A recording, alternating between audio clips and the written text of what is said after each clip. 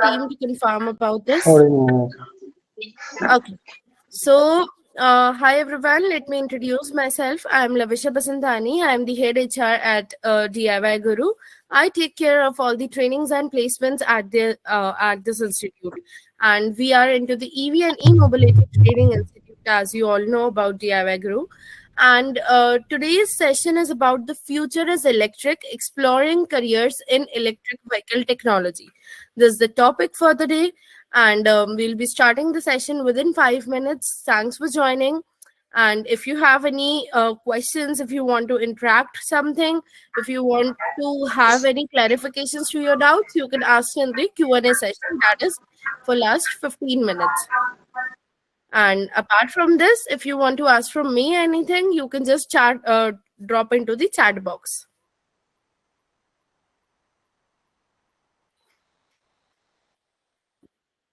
Yes, David?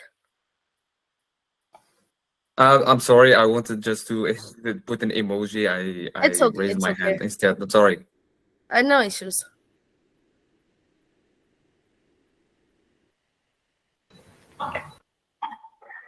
Please tell me that if this is the same what we were asked to join the webinar on retrofitting of four-wheelers. Sorry? Is this session regarding the retrofitting of four-wheelers? Is it Yes, this yes, is the it webinar? is. It Okay, is, yeah.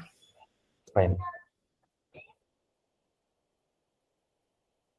So our speaker will be joining soon, and I guess by 7:35 we'll be joining the session. Till then, can I please know from where are you guys joining today? You can drop your city, your country, your state, anything in the chat box so that I can know. I am from Delhi. Delhi is the headquarters of DIYguru, and you Hello, can ma'am. Delhi. Oh, Satyam. Hello, ma'am. Satyam, are you the same person we met in noon? I was checking the session. Yes, ma'am. Yes, ma'am. Okay, hi, nice to see you here. December, Bangalore, Pune, Bihar, Algeria, Chennai, Indore. Oh, my hometown is Indore. I'm from Indore, basically. Andhra Pradesh, Varanasi, Delhi, Hyderabad. Okay, we have students from Pan India, I guess. Very nice. Bhopal, Andhra Pradesh, Jodhpur, Uttarakhand. Okay. Nigeria. Very nice. Ma'am, Nagpur. Oh, there are so many chats I can't read even. Indore, where? Okay, I live in Indore near to Silicon City, at AB Road, and I'm working here in Delhi, Aurangabad. Okay, Solapur, Ma'am, Nepal, you are from Indore or Pithampur? Indore, proper Indore, AB Road, the way that goes towards Rao. Siva, yes, please tell me. Ma'am,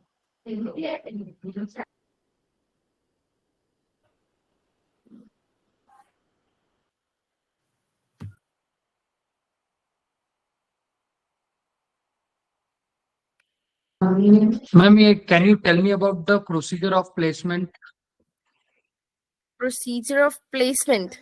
Okay, so the procedure of placement that we have here at the DIYguru is we bring down the opportunities for our students that is screened down by us. We either visit to the company or we discuss with the HR, and once it's done, we post the job description on our LMS portal, that is courses.diyguru.org. And from there, you can access to the jobs whatsoever you are interested in. You can just apply to it. We'll be screening your resume. If your resume is having any shortcomings, like it's not good in format, or we need to change the photograph or LinkedIn URL, anything, I'll be reverting back to the mail itself. And then we'll be sharing your resume to the recruiter. They will be continuing ahead with your interviews and all. Okay, so if anyone is there from DIYguru team, do we have the speaker with us? Can I transfer the call to him?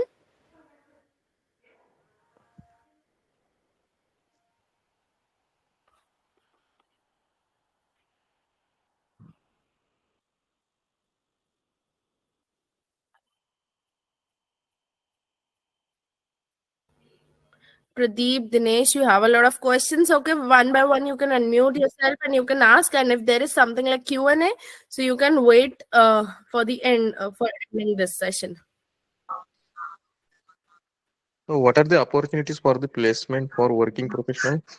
For working professionals, we also do have opportunities. The ratio you might consider between 60 to 40. 60% is for place, 60% is for freshers, and 40% is for experienced.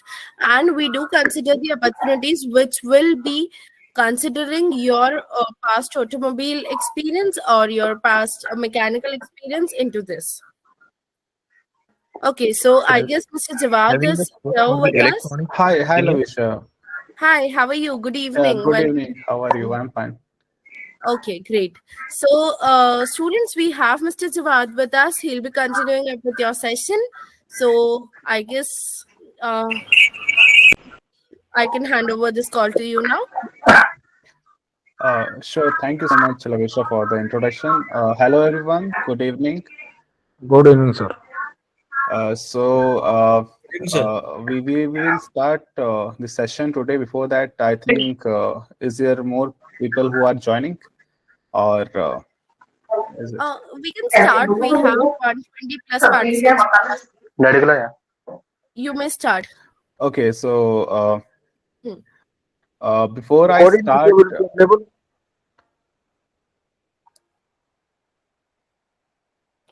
Lavisha ma'am, Yes. ma'am, recording video will be available after the completion of session. Recording is done, but is it shareable or not? That my team will discuss and will let you know. Till then, at least I guess we should start with the live session because he's here for a limited time. So I guess we should utilize it first, and then we can discuss everything into the Q&A. That would be in last 15 minutes. Yes, please. Sorry for the interruption, Mr. Jawad. Dinesh, no worry. You can connect me on LinkedIn. I can, if there is any question, I can answer you. So we start with the session today, and I will share my screen. But before that, I think all the people who have joined today's session, it is more regarding the retrofitting and about the EVs. And I think you all have the knowledge of EV basically, because if somebody is not with that, then it will be a little difficult for them to understand what exactly this this industry is. So I will share my screen and hope you will get good knowledge and good clear, I can say, the tech, what exactly it is. Sure, Rafiq, I will tell. I will tell all the things. Let me share my screen. I can tell you what exactly today's session will be about.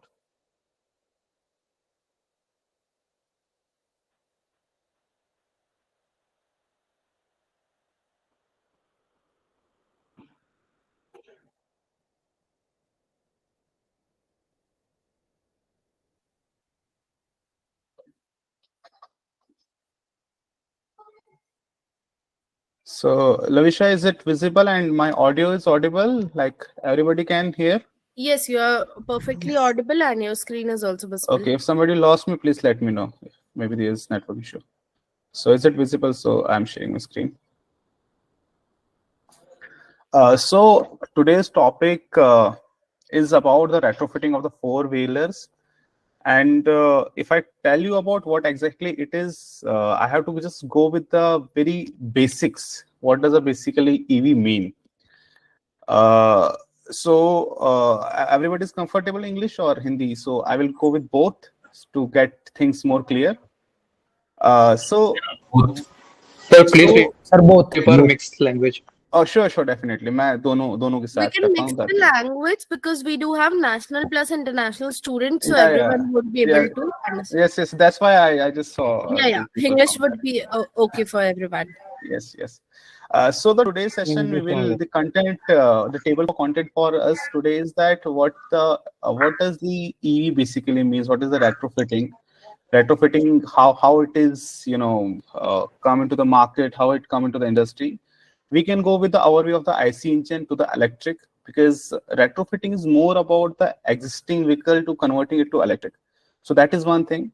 We will go with the technical aspects, because technical aspect means how things has to go with the the motor, controller, everything, how it has to be go with the numerically, the theoretically with the vehicle, because we have the big challenge that is to convert an old petrol, diesel, even CNG car to electric. We'll go with the battery system, and this is the most challenging thing in the whole EV. Either it's a new, it's a retrofitted, it's a bike, two-wheeler. This is the most challenging part, and it's the most expensive part in the whole EV.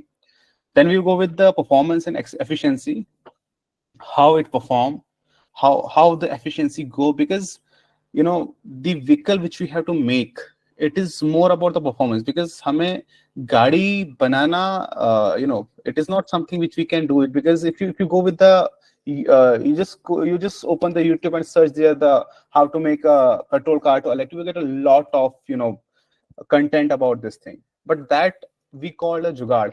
So we have to go with all the things, how technically all these things work, how the science, how the logics work with this. So we will go with this whole system, and then the safety and regulatory consideration. And this is I can say the most crucial part, because nobody talk about this. Because what we call it कि battery, motor, controller जोड़ना उससे गाड़ी electric होगी, that is not something which we can talk about, because the safety and regulatory is the more important thing right now. Environmental impact, definitely we are talking about the EV, it is having a good environmental impact. We will just go a little more deeper in this. Cost analysis, because if we want to go with this business, this industry as a big scalable industry in the future or even currently, so what the cost analysis is, and then we'll go with the case study, that is our own the tadpole, like how we work on a one product, and that I can say, and after that the question and answer. So I think whole the table of content is clear, but before I start with this introduction and all the other topics, you have been go with the about the EV content, what exactly it is. So if I start with this thing, why we convert the IC engine vehicles to electric? This is the more important question currently. And if I talk about what exactly it means, is that every time we talk about the people, or we talk about the people who are talking, who are generally the media and everything, we're talking about the EVs. Tata has made new EV, Tesla has made new, even Honda has made new EV, but we never talk about the old vehicles, because if a person is owning a petrol car, if a person is owning a diesel car, what about that one? We are not talking about. We are talking about the new industry. We are talking about the new tech which is coming to market, but we're not talking about the those vehicles which are already in the market. Delhi के अंदर की अगर बात करें 1 करोड़ से ज्यादा गाड़ियां हैं, तो उन 1 करोड़ गाड़ियों की हम बात ही नहीं करते हैं. That is the one point. And the other thing is the importance of reducing carbon emission, because the vehicle which is currently inside the city, अभी कोरोना में हुआ क्या था कि सारे गाड़ियां जब बंद हो गई थी, तो हमने दिल्ली और बहुत सारी सिटीज के अंदर हमने people start making pictures, and they start uploading on Instagram and Twitter that this is the clear sky, Yamuna saaf ho gayi. So carbon emission is the important part, because it plays a very big role, which will go into the next slide, and there we can see how it impact. So बात करते हैं कि IC engine vehicle को petrol electric में करने की सबसे बड़ी जो Sir, you हमारे can communicate in English, sir. Why you are? Okay. No. Yeah, we are all from South India. Okay. No issues. So we will just start with that. Why we have to convert the IC engines vehicles to electric power? Why there is a need? Because everything which is in the market, it comes with the need. Because if we are making currently right now a new device, new technology, that it comes with a need, and it comes with always a problem. So yes, it reduces the environmental impact, because if we talk about any vehicle, let's take an example of Swift Desire, it is emitting 3.6 gram of carbon per kilometer. So we whenever we drive 1 kilometer of any petrol car with a 1200cc engine, it emits 3.6 gram of carbon. That is one part. And the other part is not only the carbon dioxide which is in the environment, there are the nitrogen oxide and NOx and the other particulate matters which are currently in the whole city. If I talk about especially Delhi, where this is the most most, I can say, the viral city in if whenever the Diwali comes, so we see a lot of news about this city.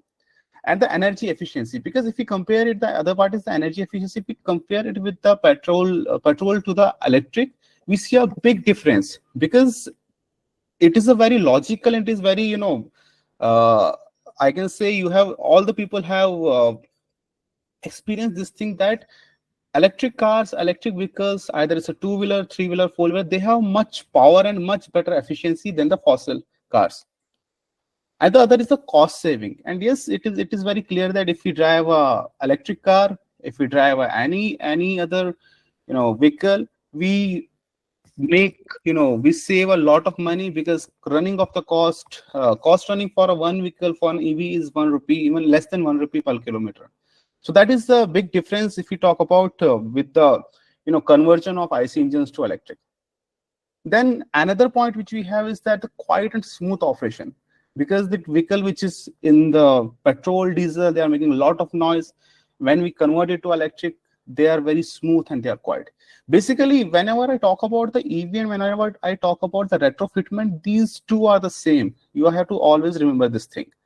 Retrofitting doesn't mean, you know, it is some new tech. These both are same. Only the difference is the chassis. In the new EV, you have the chassis there. In the retrofitment, you have the chassis, you know, already there. In the new EV, you have to make. Only difference in this technical term, I can say.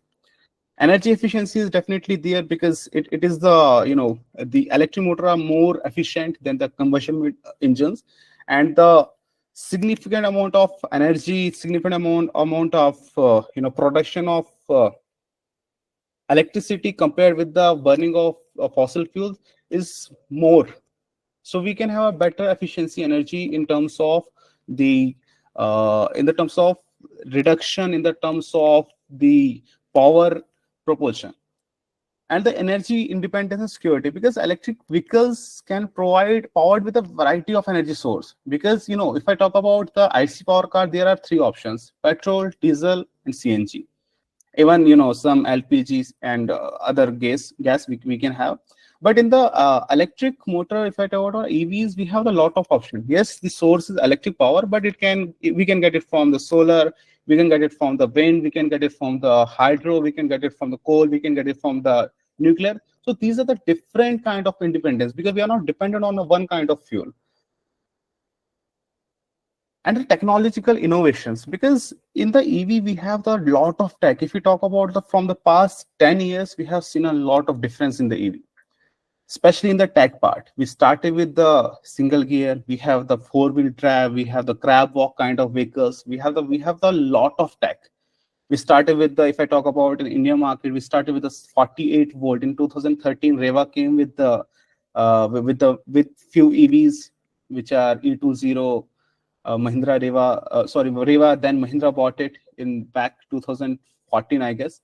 So they came up with 48 volt of system. So we have a lot of technological innovations. So these all things which I'm talking about, it is basically why there is need, because anything in the market, it comes with a need. Without need, without a problem which we have to solve, these things never get, you know, mature, and the things never get a big opportunity. Because from the past 200-300 years, we are burning fuel every day. We have made our planet a very, you know, it is not better for living for humans. So now we talk about the greener energy. We talk about a lot of, you know, carbon credits. We talk about emission reduction of the carbon gases, carbon emissions. So then it is something which we have done it in the past. We are looking for something currently, and these are the solutions which make our whole ecosystem better. So this is some introduction why there is need for this and how we have to solve the problem. Now we come up with the IC engine overview to electric conversion. So basically how IC engine involve, what are the components inside the retrofitted vehicle, and how we can convert it to IC engine to electric. And also we will see what are the benefits of electric vehicles compared to the traditional, as I said in the past slide. So we will just go through these slides and we can know how it works. So now I have to make a electric car. Let's take an example. We have to work on Honda City or any other vehicle. So first of all, what we do, I don't have to open a YouTube and I don't have to go for how to make a Honda City petrol car to electric. No, that is a jugaad. I can say that is a total jugaad solution. That is a jugaad approach. We don't have to go with that. We have to go with the proper approach.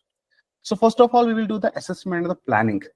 First of all, we go with the what kind of the specific model we are looking for, how it is feasible. And the live example I can see currently is that we go with this phase where we were converted the Mercedes C-Class to electric. And that is something very challenging because there is no petrol, there is no space for the batteries. And it is very challenging because it's an all sporty vehicle. So that is something, the feasibility, the assessment, we have to go with which kind of specific vehicle model we have to go with, we have to start with.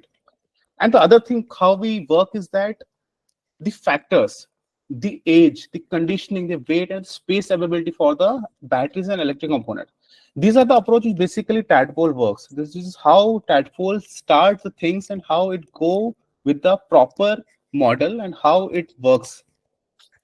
So when we go with this basic, like what kind of vehicle we have to convert and what kind of, what is the vehicle age, what is the condition, is it trusted, is it, the drivetrain, the tires, everything is okay, is it smooth or not, and is there a space for batteries? That's the most important thing, because we have a big challenge here is that we are working on the retrofitment, and in the retrofitment there is no space easily you will get for the batteries. If you are making a new car, there you can design the space as per your battery size, but here you have to make the design something which we can develop, which we can integrate inside the vehicle.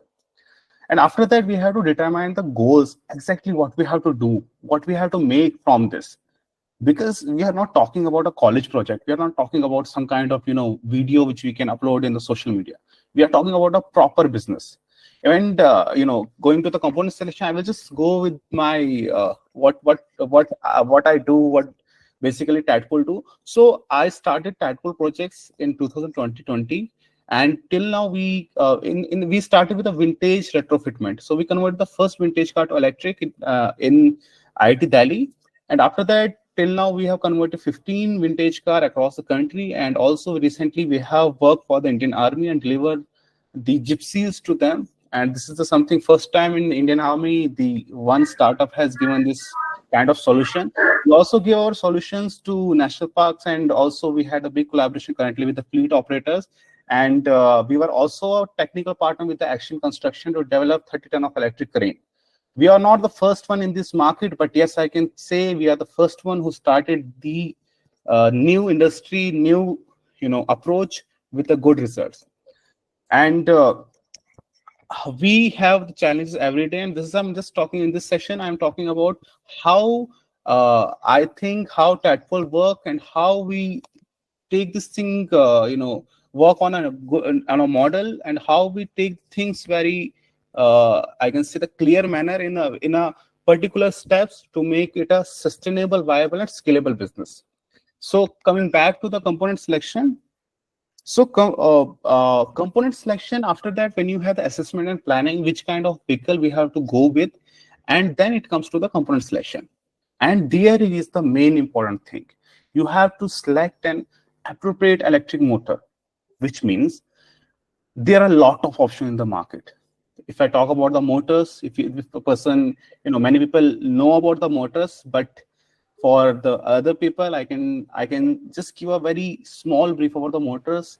A motor is basically which converts the electric power to mechanical, and there are a lot of options in the market. Usually for the electric vehicles, we go with the induction, we go with the BLDC, we go with the PMSM, and currently the SRM is in the market. So these are the latest tech which I'm talking about. Although it is a very vast project, and you can read it on Google, and you can have a better knowledge from that.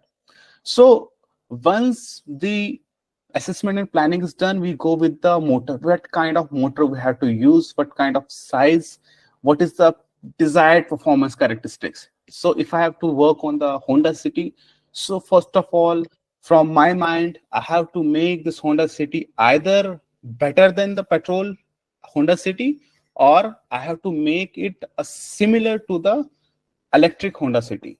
So first of all, that thing has to be very clear and sorted.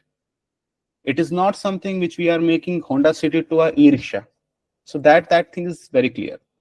And after that, the second thing is what kind of range I have to go with. If I go currently in the market, if I compare my vehicle, with for like a Honda City, if we have to make it electric, we will go with what kind of the nearest electric vehicle which come into this radar of sedan. So Tigor is there. We can have when Mahindra Verito is there, e-Verito. So there we can have a range of 130, 160 kilometer. Like in between, we can have the range. And the same we have to go with, because if we can't give the better, but if we have give the similar range which is currently available in the market, because the customer acceptance is as per that. So we'll choose a sustainable battery pack which provide a sustainable energy capacity and the voltage and the range definitely. And here is one more twist. When we talk about the battery and we talk about the motor, so motor we have the PMSM, induction, the SRM, BLDC.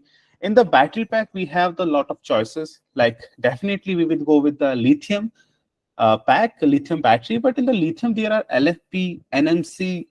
There is one more chemistry, LTO, graphene. There's another chemistry. It is not from the lithium, but in the lithium there are these chemistries which we have. The options are. So we have to go with that. And voltage, why there is the voltage I have written here, the voltage plays a specific role, because if you go with the let's take example of Tata Tigor, we have the 72 volt system there. If you take an example of the new Tata Tigor which is in the market, even a Tiago, there the voltage is 384 volt. Now the question arises, the same vehicle with the different voltages, how what does this mean? It is very basic. Like you go with the the losses is in electrical terms, we talk it is equal to loss is equal to IR square, sorry. So basically it is the more current come from the flow from the wire, the more it get heated. So voltage play a very big important role here. What kind of voltage we have to choose? So we choose with the 72 volts. Then we have to go with the components. What kind of controller we have to go with? What kind of charging system we have to go with?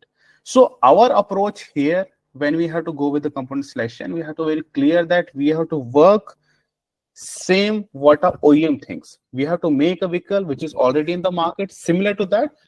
Below that, there is no sense to making a vehicle, because customer perception is something you will deliver him a brand new vehicle with that performance. So below that, there is no sense to make a car electric as a commercially. Then we talk about the integration and installation. So the integration installation is a very important thing, and it is something which where your designing skills and to be very honest with you, whatever I'm talking here about the assessment, about the component designing, it is not a one-person game. It needs a different domain of people who can work on the different parts, who can work on the different things. But yes, you can have the access and the knowledge of all the things, how it works basically. So the integration installation is basically how you can integrate motor with the gearbox. You have to run your motor, your vehicle on the same gearbox, either you have to make a new gearbox, and either you have to make the direct shaft. So in our case, in the Tadpole case, we run the vehicle currently on the manual gear, and the reason for that is that for the gypsies which we deliver to the national parks and Indian Army, there the need is that they want a 404 transmission there. So for that we use that gearbox. We integrate that gearbox in a very similar way how engine behaves. Our motor mimics that thing. So I can't share the pictures here because it is for the patent. So for that reason, I have not added the design here. But you can I can give you the idea in the upcoming slides. And about other things that chassis part, that how we have to modify the chassis, because it's a packed chassis where we have to cut, where we have to put a drivetrain, where we have to put the batteries. That is the important, very challenging part. Because let's take example that if we have to install a 23 kilowatt of battery, which means 72 volt 300 Ah. So where we can place that battery? Either we have to space there. No, there is no space. So how we can install? There the designing come. You have to go with the designing part. Where we have to place that thing. You have to go with the 3D. We have to done the 3D of the vehicle. Then in the SolidWorks and in the basic software is the SolidWorks, where we can just go where we have to exactly place. The designing is done by us, because in the market there is no batteries for the four-wheeler which you can get easily. So you have to go with a good battery player, either you have to design by yourself. Then it comes with the wiring and the control system. And this is something where every people, they just, I can say, miss this part. It is something kind of an English paper in the board exam where people think we can get, we will pass it very easily. But no, wiring and control system plays also an important role, because if the wiring is not proper, if the wiring is not as per the capacity, it will melt easily. There is a full, I can say 99% chance for a shock, and I am the victim of that shock, because there is one wire from the contractor to the controller. There we use the 16 mm wire, and logically we have to use the 70 mm wire there.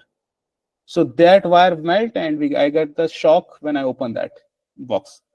So that is something why I'm talking about the harness, because in harness is something when a motor is at the full peak power, when you are just drawing the full peak from that, there the motor behaves double of its capacity, and the flowing of current is at a very high rate, and you need that thing. The wiring is definitely as per the calculations what you have to go with, and it is not only for the motor, it is for the battery pack and the other subsystems, because it controls and ensures the functionality of the performance. We are talking about the EV, and the wiring is the backbone. And then it comes the most important thing which I mentioned earlier, that is safety and compliance.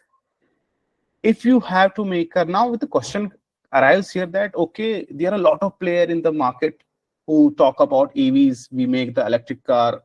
In the YouTube, you see a lot of players, they said, okay, convert your car to electric. This is the battery, this is motor, I have done this. But when you make your vehicle to electric and you just, take it for a drive, your vehicle will get seized very easily. The reason is it has not done the compliances. Any vehicle, any kind of car, vehicle, anything, four-wheeler, two-wheeler, if it is in the Indian market, also in the other market, European market, UK market, they have to go with the safety and the compliances, which means they have to go for the homologation, the certificate part, which in India, it has been done from ARI and ICAT, and then there are a lot of other agencies also, which take a lot of money. So the vehicle you are making, it has to be as per AIS 123. You have to, follow all the ISO standards. You have to follow all the tests. You make your vehicle, you give it for the ICAT, ARI. There you have to give the 20 lakh rupees of fees per model. And then you will get a certificate that this vehicle has been certified under the ICAT and ARI. And then you can register your vehicle under the RTO. Here, most of the people fail. Because we make the car electric, for the IC engine, there are 30,000 parts. And for a electric engine, electric power car, there are only 10-15 parts. So anybody can make, for the even engine, there are, 500 crore, 1,000 crore of investment to make a one engine. And for the motor, there is no, you can get it from any big player or any good player. So making electric car, it looks very easy, but when it comes to the safety and the compliance part, here everybody fails. Because you have done the jugaad from the starting, and here jugaad don't work. Here, your engineering, your calculations, your performance, even a single switch you have used, that works. And when you've done the compliance part, then it comes the performance testing. And now it comes the another big part. That is, in Hindi we call it doodh ka doodh, pani ka pani. Because customer is a judge. You have spent a lot of money. You have spent a lot of time. You have choose one model. You come with that part. But then customer is going to use that part. Like you have to sell that car. You have to sell, you have to make your customer car to electric. And then the customer is your king. He decides, is this vehicle worthy or not? If the performance is not good, if the testing optimization is good, now it's a failed product, although you have done the compliance or not. So from the starting part, from here, assessment and planning, this is, I can say, 80% of your work. Because without that, all these steps are, doesn't make any sense. And when you do this performance and testing, then it comes another part, which is the documentation and certification. And this is something which go with the RTO level. Because when you go with also the RTO level and with the customer level, after getting the ICAT and ARI certificate, you have to register your vehicle at the RTO level. From where a state, district level, RTO can register your vehicle with the new number plate. And there is another category called XEV for the vehicle which you retrofit in the government with the the gazette which has been released by the government, AIS 123, which is the compliance basically. So there in the gazette there is very clearly mentioned that the vehicle which you convert, they have given the new name for it. It is called the XEV. XEV, why? Because it was first petrol. Now it comes to electric. So it's a XEV category. So retrofitment basically means the XEV category as per the government rules. And once the certification, the registration, RC is done, then you have to go provide with the basic knowledge to the customer, how the component specification, the logbook, the book in which all things are mentioned, the wiring harness, the component selections, the necessary and the certification regularities, all the things have been covered in that. So when you go with all this thing, now customer has taken the vehicle is good, the performance is good, the compliance are done, then it comes another important part, that is the maintenance and support. And we are in this country where the people need the value for money. If there is no maintenance support, still your product is failed. So you have to go with the proper maintenance, proper support. You have to go with the tracking of the vehicles through IoT. And recently we have worked on our own system. We track the vehicles which are running. We read the pattern. We are working on the few AIs currently in which we can predict the fault. Because running of the vehicle is important. And if your support is good, your maintenance is good, then you have made all that is not Tesla, but you have made a Toyota. And your goal should be very clear that don't repair until it is not broken. This is basically Toyota, I can say the slang, but they always call it that don't repair until it is not broken. So same thing, you have to go with your tech. You have to be very confident what kind of motor I have done. It is as per the logic, it is as per the tech, it is as per the things which I'm talking about. Then the next part, the introduction, the next part come about the compatibility assessment. Basically, when this session, I'm talking about these things very in a more, I can say, deeper way. So here you can see the Gypsy which we have converted. It is a very rough diagram here. It's a very SolidWorks 3D. So you can see here that this is the motor here. If you can see my cruiser here. So this is the motor which you have coupled with the gearbox, and this is the a fabricated box in which the control every part is there. And here you can see the battery pack is something which we have placed here. And the people who know about the Gypsy is on the ladder. It's a ladder kind of chassis in which there is only space here, either here or either in the front. So front part we used because the requirement of the client was to make it 4x4 as well. So this vehicle is running on the electric gear and it is running on the 4x4 transmission as well. And the battery we have placed here, we have designed in that way that the weight of the vehicle should be clear, should be balanced, and the height, width, and everything has to be very clear. So in the next slide, I have given about the designing of the battery, which we have done for the Gypsy. So it is mentioned there. So you can just see from this 3D how the things work. It is not something, total jugaad you can do. You can click the picture. You have to go with the proper single detailing of the vehicle. When I talk about the vehicle condition age, the chassis body, it plays a very important role here also.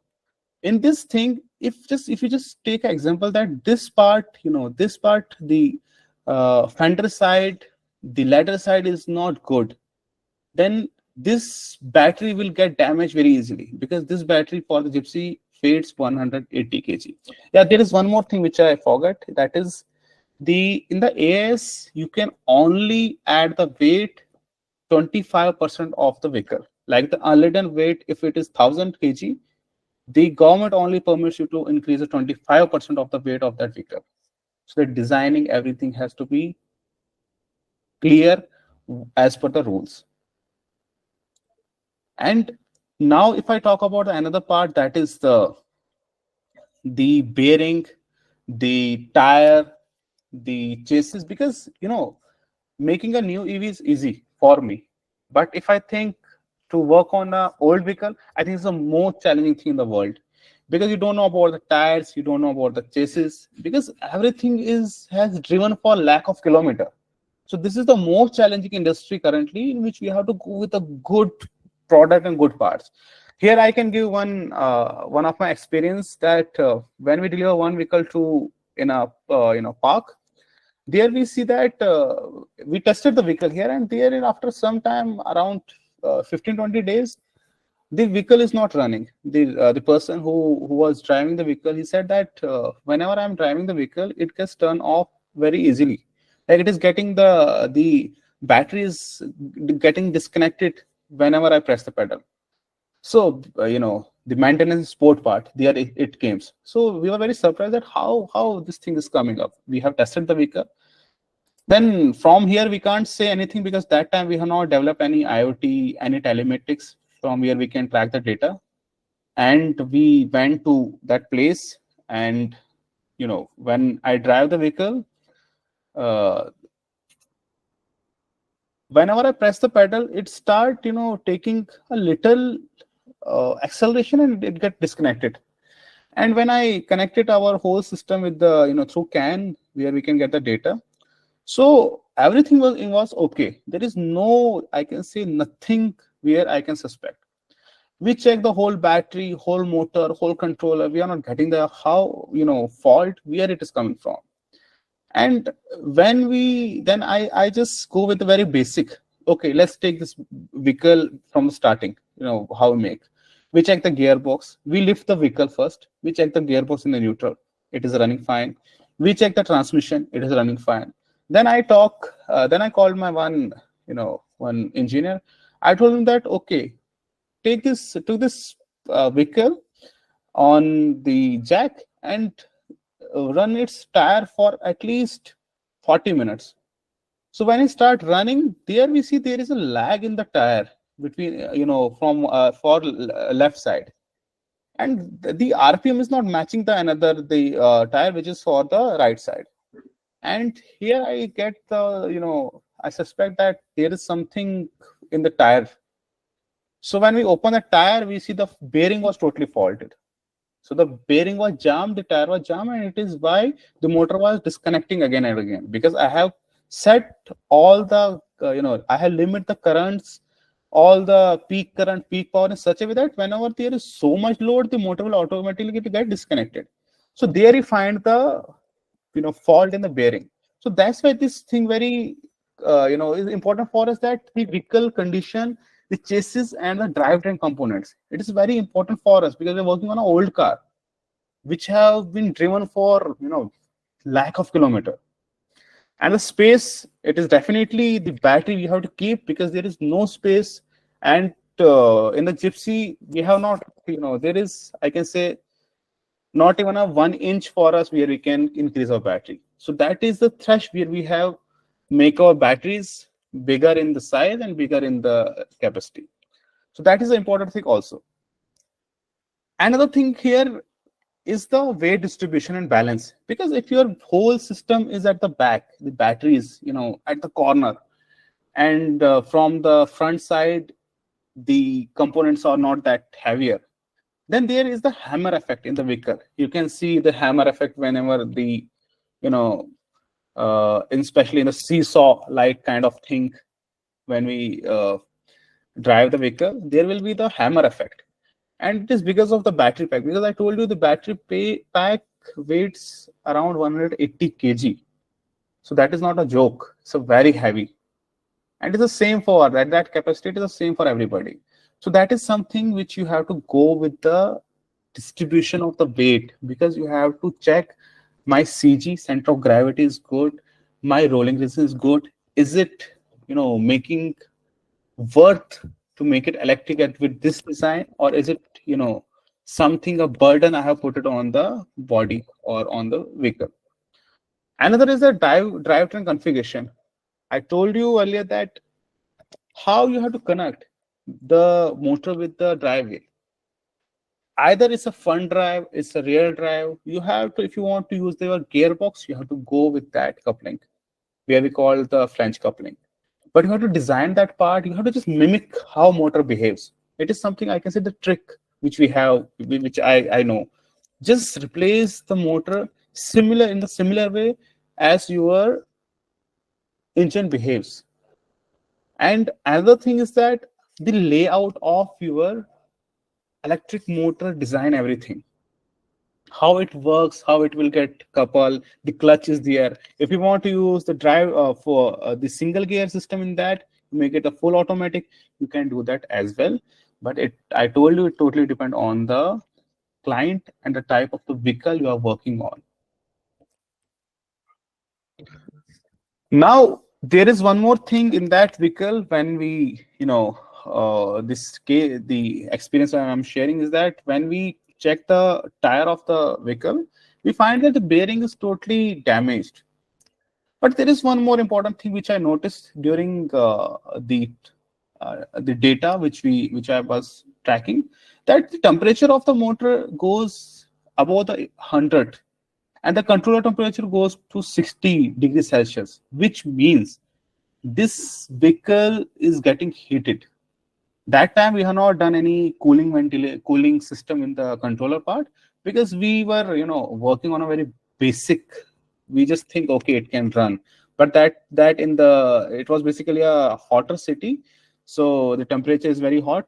And then we find that, okay, what is happening there is that when we are driving the vehicle in the first 40 kilometers, it is running very fine, but after that the whole performance efficiency is down, because the controller is making its efficiency down because of the temperature. So temperature plays very important role. So you have to go with the cooling system. We develop our one system, we install the cooling pad there in the controller and the motor. From there, the controller temperature, like especially in Delhi, there was 36 degree outside, and our whole EV powertrain system temperature was 28 degrees Celsius at that time.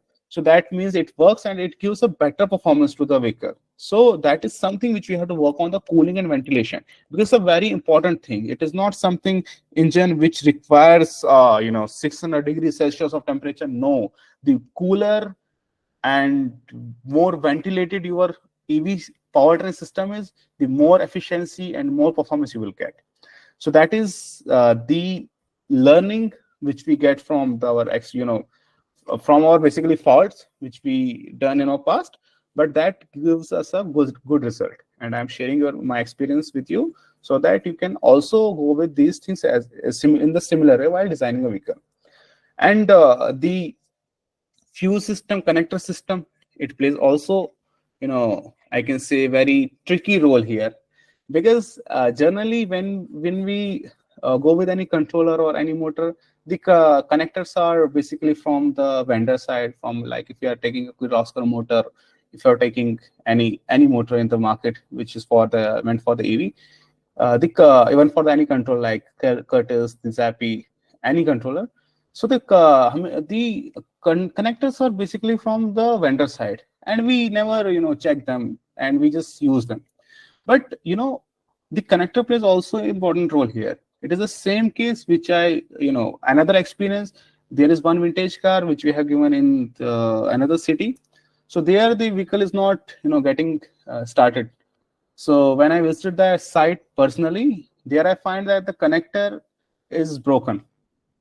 And why it is broken? Because it is not of the automotive grade. So connector and fuse plays very important role here. The wiring, obviously it plays, but these small things, because for that one connector which cost only 5 rupees, I have to spend a 50,000 for my flights, like spending hotel, flight, 2-3 days stay. So that cost very big for me. So there is another learning which I got from the real experience, that connectors you have to go with the automotive grade. Either your vendor is providing, but you have to check it is worth it or not. And when you are talking about the upgradation modification for the higher voltage, higher current, you need the another components. Look, DC direct current, AC alternative current. If I talk about which current is the more dangerous, the answer is DC. But if the voltage is high, in the AC you will get a chance, you get free. But for the DC, it will just make your total, I can say, it will make a person total melt into a whole, in a carbon state. The DC is very, and in the batteries we are using the DC batteries at a higher voltage. So the component, the protection for that, you have to go with that. And if we go with the back data, we saw a lot of news about the 2-wheelers, 4-wheeler, that the battery are getting short, the fire incidents. So there the BMS plays very important role. So look, in this session I'm not going with the component level, what kind of component we have to use, I'm just going with the real world challenges, the integrations, and how we had to go with this whole ecosystem. So then AIS 50048 was there for the battery. Then it comes with the 156, where you have to make your vehicle battery more better. You have to take the consideration, the cutoff temperature. You have to ensure all the safety check. The AIS which I'm talking currently, just write down all the AIS. You can get these automotive standards AIS very easily on Google Internet, and from there you can check better for your knowledge, and you can see what kind of changes the government has made. So it's a AIS 156 for the batteries currently, and earlier it was 048. You just go with that. And for the retrofitting, it's a AIS 123. So these are the AIS which you have to follow for your any vehicle. Like AIS 123, which part, sir? Part 2. So these are the standard which you have to go with, because this is some kind of a, I can say, the procedure. Like if you have to make a biryani, so the procedure is you get this kind of rice, this is a jeera, this is ilachi. So you just mix all the things in the starting. You said my biryani will, I will get the Hyderabadi biryani. So that is not the way you have to go with. So this is the similar way for the automotive standards which you have to follow. What kind of wire, what kind of sockets, what kind of switches, the battery, the motor, what kind of test I have to go with. These AIS clearly mention all these parts. So the cost benefit analysis, definitely we have to, I will talk about this in the next slide also, what kind of things we have to go for, because we are talking about a tech, but we're not talking about the money, because whole science, you can be a good engineer, you can be a good designer, but if your product is not hitting the roads, if it is not available on the road, if people are not liking it, then it's a total failure. Either you make a rocket. So let's now take the motor selection part. How we have to go with the, what kind of motor. Many people think about what kind of motor we have to choose, because I told you that there are a lot of options in the market. There are, I can say, the PMSM, PLDC, induction. So if you go with the earlier in the starting, we find that induction motor everybody use.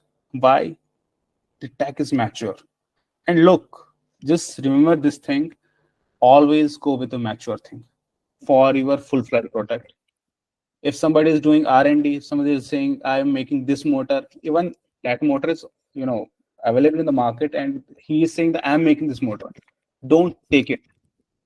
Either you will have not tested, either the person is not available in the market, either his service support, either his, product quality and life cycle is good. Never go for that. So in the starting, even currently, many people go with the induction motor because the performance, it is a rugged motor. There are no magnets inside, and it is something which people want because it is a mature tech basically. But then we talk about the PMSM, in which the magnets are there. And the difference between the induction and PMSM, if I talk about in the terms of EVs, for the PMSM, why we choose the PMSM?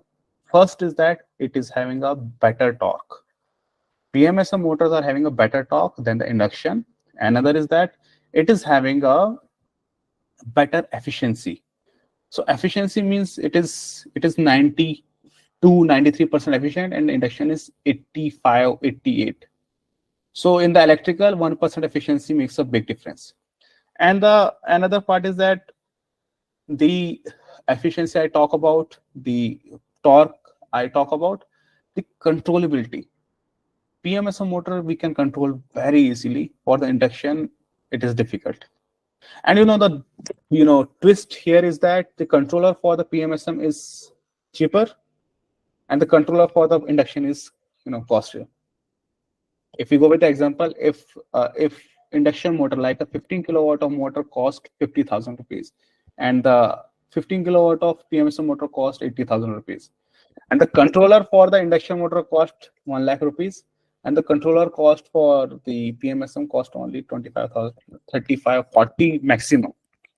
So this is something which is in the price side, but yes, PMSM is having a better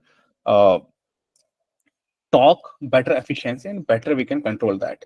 But the only demerit in the PMSM is that it uses the magnets, in which makes a one more, I can say, a warning here, is that when I talk about that, when we visited the place, we find that the control motor temperature is 100 degrees Celsius. When the magnet goes above the 100 degrees Celsius, your magnet will get demagnetized, which means the power is totally dropped. So for that, we have to go with the cooling part. So I have to make my whole vehicles ventilated. We have to add the cooling so that our temperature range is within that radar, where we can control, where we can make our shell life better, and where we can take a better efficiency and performance from the motor. So for 100 degrees Celsius in the PMSM motor, the magnets are okay, but after that, it is something which the heat will demagnetize a magnet. And in the induction, there are no magnet, then there is no worry for that. So this is the big difference currently, but everybody, and even the PMSM is more smooth and very soundless. And this is something which I talk about from my experience, and this is something which I talk about in the technical term. And now let's take an example. If we have to go with the Honda City, so Honda City, for that I have to go with the first weight. What is the weight? Okay, it is the 1000 kg. I'm just taking an example. It's a 1000 kg unladen weight, which means there are no people inside the vehicle. So that is unladen. And GVW means gross vehicle weight, in which we kept the 5% and we just calculate the weight. Basically, it is given by the company by their side. So we have to first go with, when we talk about the motor, how to choose a motor, we have to go with basically the factor weight, then the desired acceleration. Because I told you that, okay, I want the acceleration of I started my career from a college project where I made a first electric car. It was where I kept the electric rickshaw motor back in 2019. But believe me, the acceleration was too bad. Like it was just, slowly to start running, but the top speed goes to 60 km/h, but acceleration was not good. So the desired acceleration. And the good part about the EVs are that the acceleration is better than the IC. So you have seen a lot of videos where the Tesla truck is beating the Porsche, and a lot of better EVs are coming with the better acceleration. So the acceleration in the EVs are really good rather than the petrol diesel car. So you have to go with the desired acceleration. So 0 to 100 or 0 to 60, basically we talk about, I need it in 8 seconds. So that you have in your mind. Then where my vehicle will use, okay, it is driving, we have to, like, this vehicle will go in city, this will go in highway, this will go at Ladakh. But this doesn't make a sense, because if you are making electric vehicle, if you are making a vehicle in India, then you have to make in such a way that if person is using it in Kanyakumari, if a person is using it in Andhra, he's using it in Ladakh, it has to be compatible with all the states, all the region and all the tariffs. So that is something you have to clear with your mind. Then we have to calculate the horsepower. There is one case study in the next slides where I have given the formula which I used to how to calculate the motor battery. I'm just giving the literature part here, and we can have a look on the calculation part there. Then the torque characterization. So if I talk about the Honda City or Swift Desire, so the torque is that if you just go with the search in the Google that what are the specifications of the Swift, if I'm talking about Swift or Honda City, so there you find in the spec sheet the torque, maximum torque 110 Newton meter at the rate 2000 RPM. Here EV play a very important role. If we are using a 15 kilowatt of motor with 110 kilowatt of torque, but the acceleration is not at the 2000 RPM, here the EV win, because we can get that torque in the starting RPM. And that's why we have the acceleration really good, and we have very good torque. We have good power starting.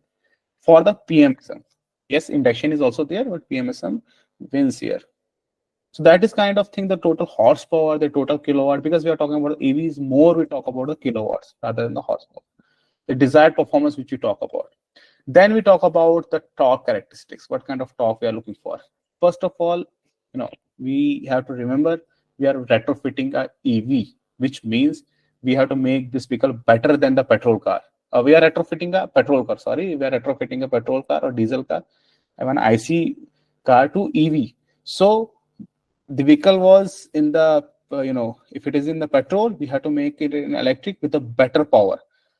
Like the Swift or the Honda City, we have to make better than the Honda City with the performance range. So that is clear.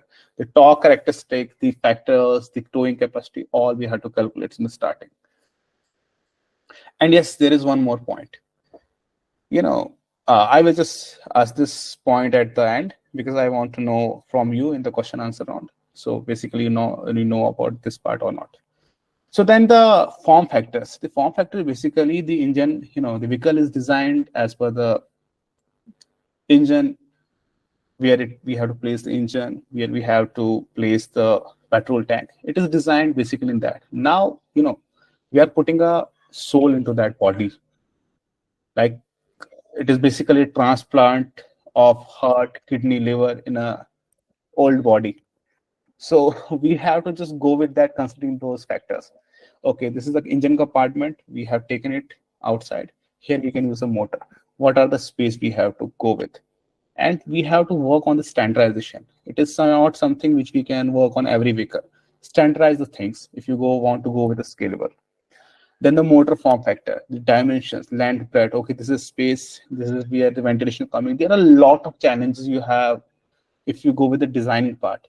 Because placing the motor, everything, if you have to go it for a short run, you can do anything. But if you have to make it as a OEM, if you are thinking like a Mercedes, you are thinking like a Hyundai, you are thinking like a Tesla, you have to consider all the factors. Then you have to choose a motor with a good torque, which can handle the flange coupling, the gearbox. You have to consider all the things. What torque it is, the ANSYS, in this ANSYS you have to do the load part, how much of load it can bear, what is the gear ratio I have to go with. So that is something which is a very vast subject, and I'm currently pursuing my master's research from IIT Delhi in this subject also, like in this particular subject, because this is a very big subject. This is something which I can say in this webinar, but this is something the highlight kind of thing which I can talk about. So you have to go with the all characteristics. Then when we talk about the motor type, I told you the motor by induction, by PMSM, but there is also the I can say the efficiency part, because when we are talking about the induction, PMSM and SRM, then we have to go with the efficiency, because our motor should be not like in that manner that, okay, this is consuming a 200 ampere of current in, when we are accelerating it. So that doesn't make a sense. So we have to consider that part also. Although it is good, it is powerful, but it has to consume less, energy. It should be kind of a splendor where we have to just keep the petrol 1 liter and it has to go for 70 kilometers. So that thing you have to also consider. What kind of motor, like, it is a very simple thing.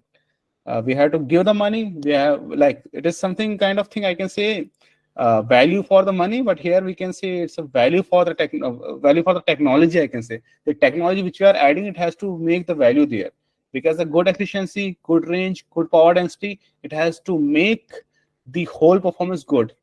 Like if you are using 20 kilowatt of pack, 23 kilowatt of pack, it has to run for under 30 kilometer, but it is running only for 80 kilometer, which means your acceleration is really good, but which means it is not, touching the thresh. It is not something which is in the market, which is coming with the which is in the market available, although you have made your vehicle very fast. So the vehicle usage and the vehicle where it has to go in the Indian cities, it has to very clear.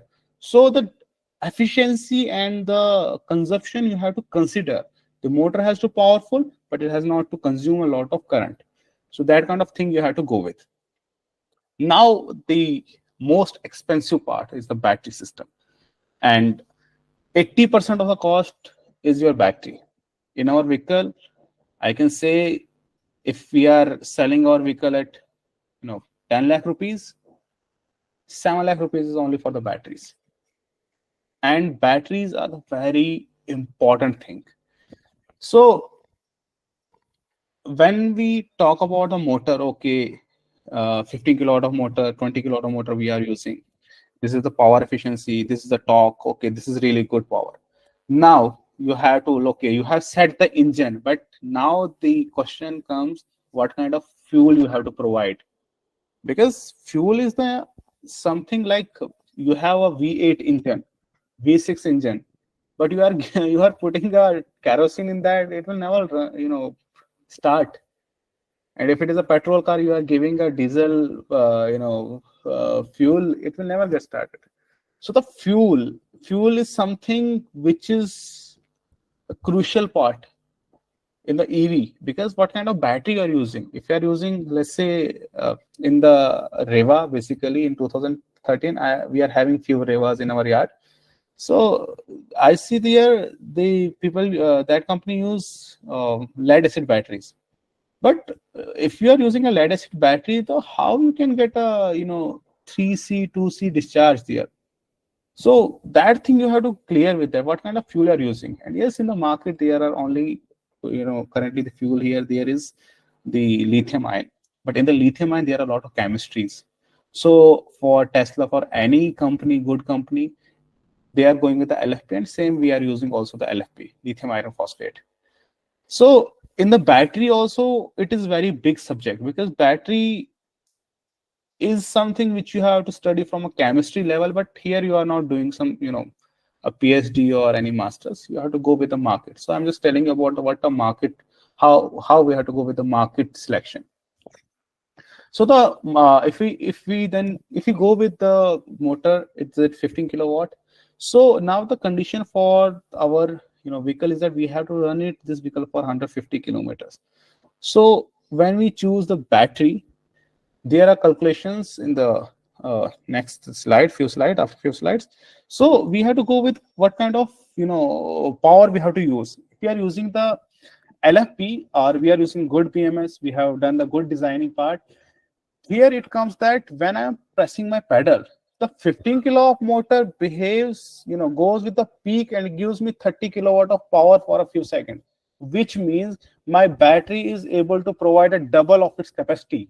If it is a 23 kilowatt of battery, it has to give 50 kilowatt of power for a few seconds, or 30 kilowatt to meet that motor. So the fuel is very important, what kind of fuel you're using. And the designing of the battery is a very important, crucial thing. So in our vehicle, when we press the pedal, 15 kilowatt motor we are using, when we are pressing the pedal, here, logically it has to, it depends on the load. If there is a slope, if there people are inside, so the load on the battery is basically 10 kilowatt, 12 kilowatt, 18 kilowatt, 3 kilowatt. It varies. So in that way we get the range. But in the starting, if I'm giving an acceleration, the load goes up to 27 kilowatt, which means the 400 ampere of current is drawing from my battery, but my battery is only the 300 ampere.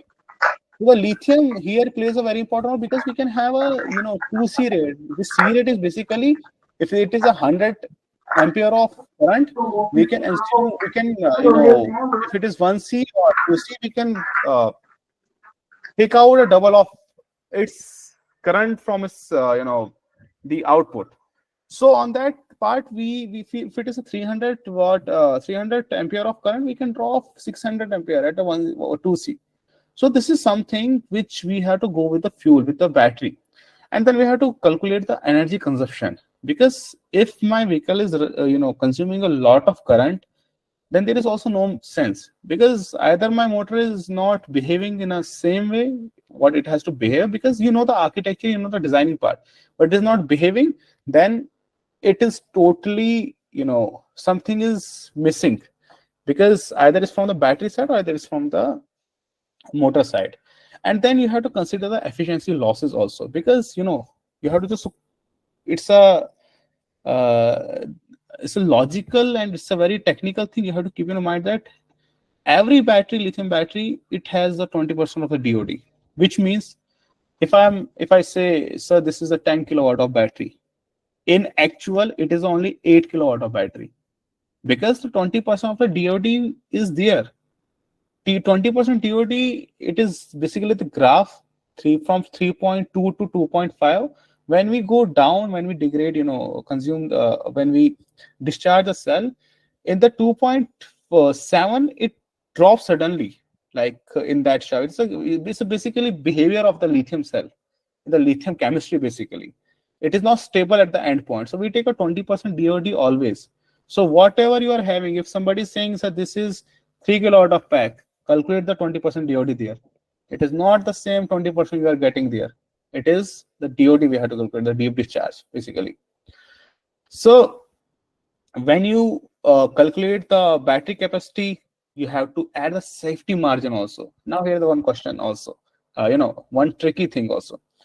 If let's take example, my battery needs, my vehicle needs for 100 kilometer range, it needs 10 kilowatt of battery.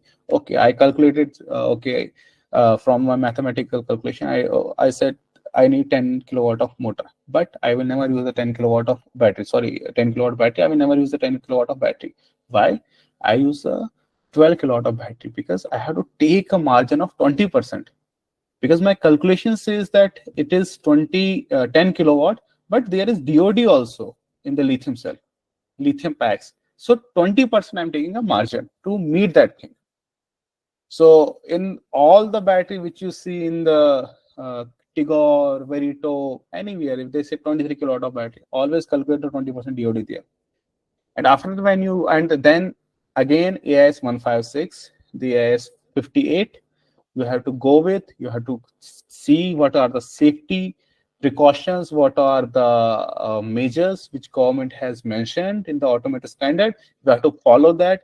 We have to choose a very particular BMS, because BMS is the most sensitive thing in the battery, because if you are choosing a wrong BMS, your battery will get fired easily, you will not get a proper output. So the BMS is very important. The designing of the battery is very important, and that is something which you has to consider in your mind. Here is the one example, like if the vehicle consumption is 250 watt-hour per miles, and the desired range we need is the 200 miles, and the efficiency loss is 15%.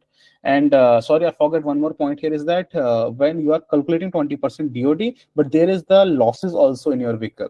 in the retrofitted vehicle or even the new vehicle. The tire losses, the rolling resistance, the aerodynamic loss, you have to consider that part also. So if it is 12 kilowatt, you have to add a margin of 1 kilowatt also for that to meet up that all losses. So these are the losses you have to calculate. So here the total energy consumption is the vehicle energy consumption multiplied desired range, which is a 50,000 watt hour, which we have to require for a 200 miles. This is a very basic calculation we have to go. And if somebody wants to take the picture of this, you can take, because this is a very good formula you can use. And then we have to go with the adjusted energy consumption, which I mentioned that 50% of the efficiency loss we need. And here you can see the total energy consumption multiplied by 1 plus efficiency losses. You can get this formula very easily on the Google. These are not some rocket science, a very basic thing. So then required battery. Look, this is something 57,000. It's a 57 kilowatt battery which we required. But I mentioned that we have to keep up the battery, DOD, the efficiency also there, the efficiency factor and all the things we have to calculate. So when we divide the adjusted energy consumption by battery efficiency factor, which is 0.85, we will get the desired battery. Now you can see from 50,000, like 50 kilowatt to 67 kilowatt, which means the 17 kilowatt is added. So this kind of adjustment you have to do. It is not something 3 kilowatt you have to use kilowatt. No, it's not 3 kilowatt. It's like दिखता कुछ है बिकता कुछ है.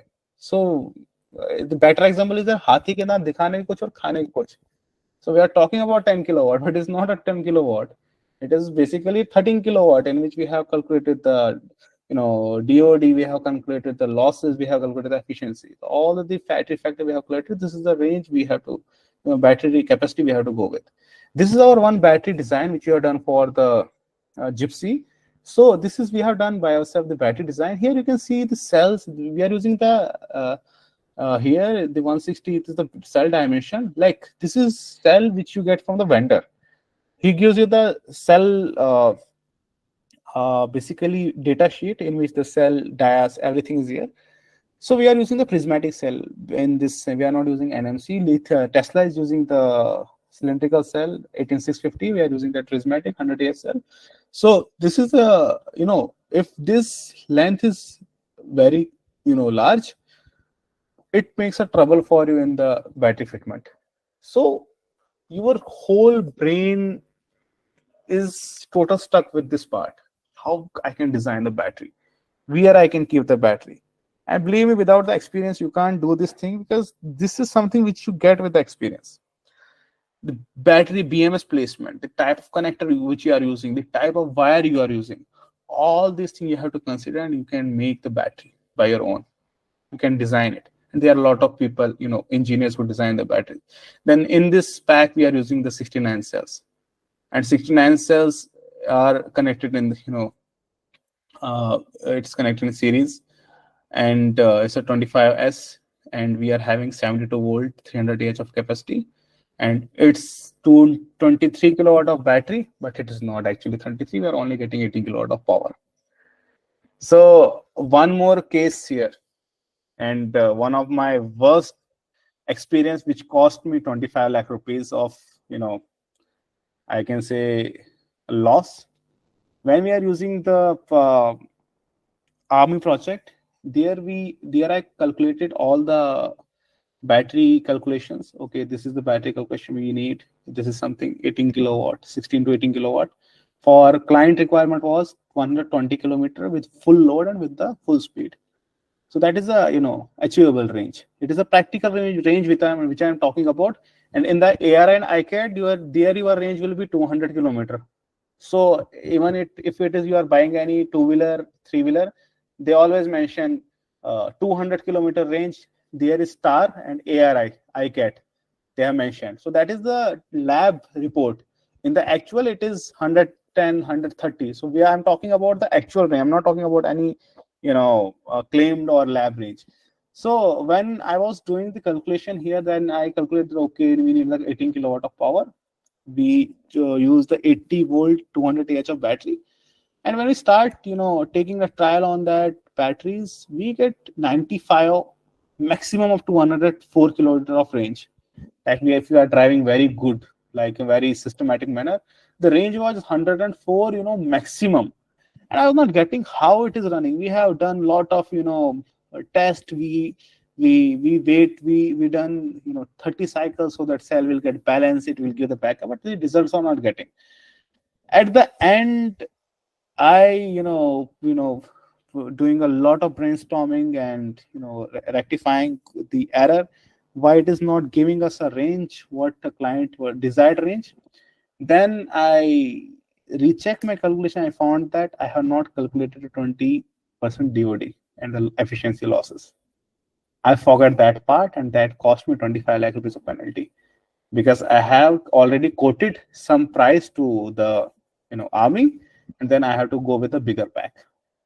So actually it was not 16-18 kilowatt of pack. It was basically 15 to 14 kilowatt of pack, which was in the back, which was actually working.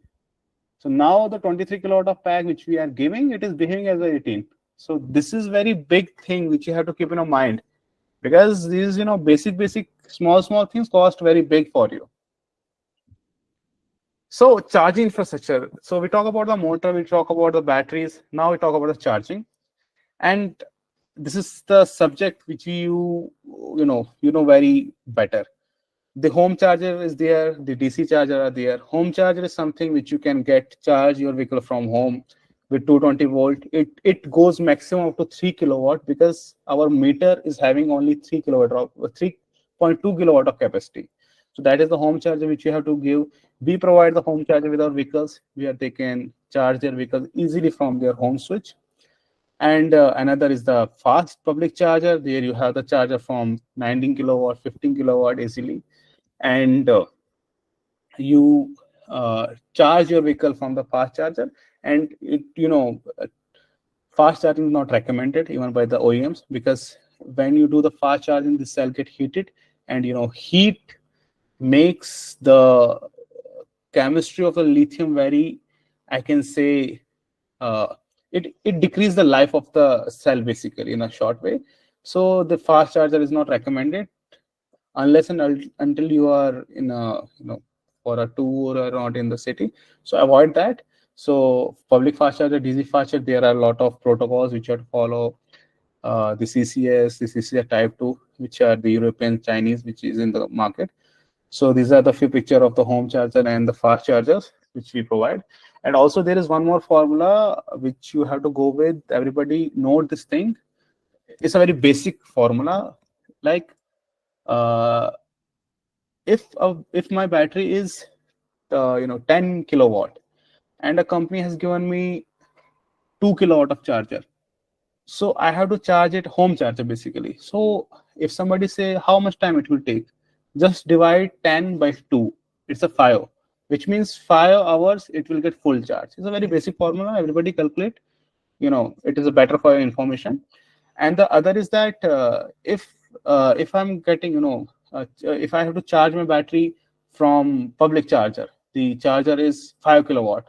So how much time my scooty or my three-wheeler will take, the vehicle will take. So 5 is 10 divided by 5. It's a 2. In 2 hours, my vehicle will get charged. So very basic formula. Now the important thing is that cost analysis. You have done a lot of R&D. You have done a lot of brainstorming. You have made the vehicle. If you are in a company, if you are in a good company, you have done a lot of even either it's your own startup. You have done a lot of things. But the part is that cost analysis. Let's take an example. You have made a vehicle and that cost 15-20 lakh rupees. Why not buy a Tata Nexon or any new vehicle? Why have to convert my old vehicle to electric? So that is a big challenge for this industry. Customer is a very price sensitive. He will not spend because he is having a lot of option in the market what you are costing him. So if for the Gypsy, I'm taking example, like for me, they told me how much Gypsy cost. It cost 8 lakh almost. What are the specs you are giving? We are giving a specs which is similar to the Tata Tigor. So how much Tata Tigor cost? It costs around 14 lakh rupees. And how much your vehicle cost? So if let's take example, if it cost, or not example, it cost around 7 lakh rupees. So okay, like it is the half of the price you are giving. Okay, good.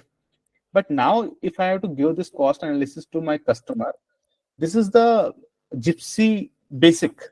Like I have to, tell him, understand him, what are the benefits you will get to when you make your car to electric. The mileage, this is basically for the Maruti Eco. One of my client is asking for that, so I have made for that. It's not for the Gypsy. So for the Maruti Eco, it's 18 kilometer per liter mileage you will get. It is what company says.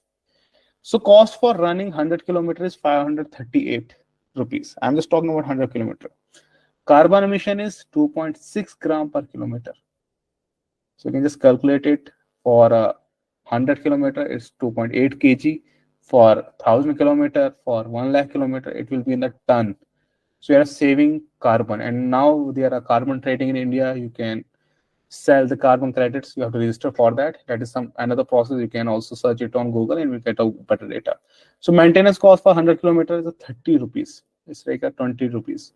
So fuel consumption, if I talk about 100 kilometer every day for 1 month, it's a 166 liter. So cost for petrol for 1 month, 100 kilometer per day. If I running 100 kilometer per day, and how much fuel cost for 166 liter? It is 1,61,660 rupees. And the carbon emission for 1 month is 8.4 kg. And similar, if I go with the 1 year, we are spending, I think there is some error in the 1 month calculation. It's I think 16,000. And for the 1 year, it is 1,93,000. So it's a 16,000 basically. This is some error. And carbon emission in 1 year, we have said 100 kg. So this is something, person is spending for 100 kilometer every day, 365 days, spending 1,90,000, almost 2 lakh rupees for 100 kilometer every day in Maruti Eco, and he's emitting 100 kg of carbon. So if we convert it to electric, so if I'm using their 12 kilowatt of pack for 100 kilometer or 14 kilowatt, so taking 7 rupees unit electricity unit, so it cost 126 to 150. Carbon emission is 0. Maintenance cost is 5 because it is having very less maintenance.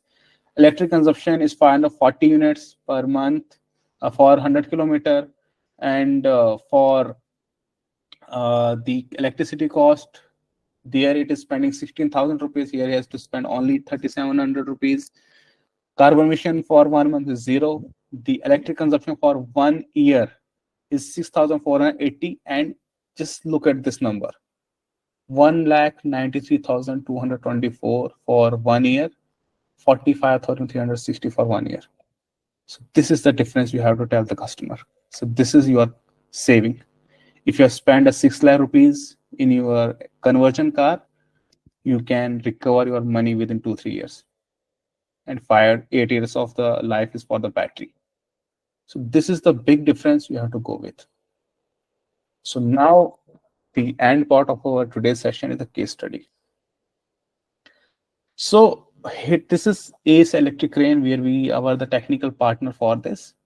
And the challenge for that, this is basically, it's a F-150 action construction equipment. You can see this in the website. So it's basically in the petrol version. So we got opportunity to, I got opportunity to meet with the owner of the company, who said that we are working on this, and if you can work on this for the consultation, being a technical partner. So we start working on this crane. So here in this crane, it is basically a diesel crane. So they said that what you are doing, replace it in here, but with a big scale. So basically this crane is retrofitted, but it's a OEM product. Like it is similar way. I told you in the starting that new vehicle, old vehicle, new EV, retrofit EV, it's the same. Only chassis makes a difference. So we went to factory where these cranes they manufacture. It's in the Faridabad, Palwal. So they pull out the engine, diesel engine. They said, now you make it electric. Tell us how we can make, and their team, and it took 1 year for us to brainstorm. The challenge for this crane was the powertrain, battery, load capacity, duty cycle, gradability, compliance, charging cycle. Powertrain, first of all, big issue because it's a 4x4. Second, battery, because it is not something, 10, 20 kilowatt you required. Load capacity is 30 ton. This whole crane is, 15 ton and it lifts 15 ton. The, customer requirement is very clear. 15 ton, it will, lift. Total capacity is 30 ton. Duty cycle. What is duty cycle? In the construction vehicles, their mileage is not something we require. We count, their duty cycle is count. Okay, it counts for 12, 13 hours of duty cycle. Gradability, because it will not, it is not something which will run on a highway. It has to go with the off-road, it has to go in a very different terrain. So gradability there. Compliance, because whatever you are making, it has to comply with the government rules and government norms. And then charging cycle. So this is something a very similar way the electricity is explained, how it works. So if your wire is less, this is volt, this is ohm. So I can say in this picture, you can understand the whole electricity, how it works and what does the electricity means. So for this thing, I have to calculate what are the motor. I mentioned in the earlier slide, we said, first of all, assessment, we know, then power motor calculation, then battery calculation, then compliance. We go with this calculation. You can see it's a handwritten. Sorry for the, my handwriting is not that good. So the crane was basically, it's a lifting capacity, the client requirement is 15 ton, operating weight is 15,525 kg, which is 15 ton, transmission synchro mesh, top speed 40 kilometer, gradability is 40% unladen. So it is very clear that this is the same petrol. It is basically on a diesel engine, not petrol. They want to replicate in the electric. I told you the best way to make the car electric is that to replicate the petrol diesel car with this electric power, with our electric power. It's the best way because the person is driving already that vehicle in the petrol. Obviously, it will get better if you use the electric, but first your vision is that to replicate that. They want the same gearbox because they said you have to just replace what your architecture here also. So we use the first hill climb for this is the mass into gravity into sine theta. Mass we are having 15,525, gravity 9.8. Sine theta we get from the gradability. If you convert the 40% gravity into the angle, so you will get the value of 0.366. You will get on the Google easily. So this is the force we get. It's a 55761.29 Newton. So these are the formula which I have basically made. It is something which works for me always. And yes, it is a basic formula also, but this is something tricky formula. I can say that some kind of I can say most quick way to understand this. So the total power is that total force into speed. For the speed, we have to take it in the meter per second. So 40 kilometer was the requirement. We have to divide it with the 5 by 18. It's on the Google as well to convert it to meter per second. It's 11.11. So force was 556,761 Newton multiplied by speed 11.11. You get the 77 kilowatt of power. This is the power you have to require for your motor, for your crane to run. This is the very simple, easy formula I have developed from where you get the power rating of the vehicle. But for that, all this data has to be very clear. But these formula vary because I'm talking about the one case study of my crane. Here the things are different, but you can implement in other also. So But what is operating weight, sir? Operating weight is 15,525. It's a 15 ton basically. So total weight GVW is 30 ton, 30,000 kg. What do you mean by operating weight? The lifting weight. This Yes. bomb. Okay, fine. Yes, this is the bomb. which it has to lift. So 15 ton is the whole vehicle weight, and 15 it lifts. So when we calculate all this thing, we get the 77 kilowatt of power rating. It is the desirable rating which we have to go. It is the maximum, because we have taken 40 kilometer per hour speed. So, but now the things come here that 77 kilowatt of the power you required. No, we don't need 77 kilowatt of power. It is the 77 kilowatt of peak power we required. And this is something which we have taken plus, because 40 kilometer is not something which a vehicle will continue to run. Because I am taking 15 ton of load with the 40 kilometer of speed it is running, which is not practically possible. It can never run on that. But in the calculation, we take the worst of the worst. As I mentioned, it cost me already 25 lakh rupees in the earlier. So this is 77 kilowatt of power which is required, and for that this is the peak, and we are having in the India with the one company inventor we develop the actual half of the motor, that is 37 kilowatt of motor with the peak power of around 75 kilowatt, and the torque is the same what that engine is having, because we are having a spec sheet. So it is hello. Yes. Sir, what do you mean by unladen? Like you have mentioned in the readability section. Unladen is, this currently is the unladen weight. Okay. In which there is no load, no driver sitting inside. Okay, curb weight in short. Yes, unladen curb weight. Okay. And gross vehicle weight is that when it is with the full load, it is the driver is inside, right? Okay. So when we get this power rating, is a half of the power rating which we get. Now we get clear with the power, and definitely it is a PMSM motor because the requirement is very clear. And for this, here we have to go with the voltage. What kind of voltage we have to use? So we use the 384 volt here because the motor is big, the power requirement is big.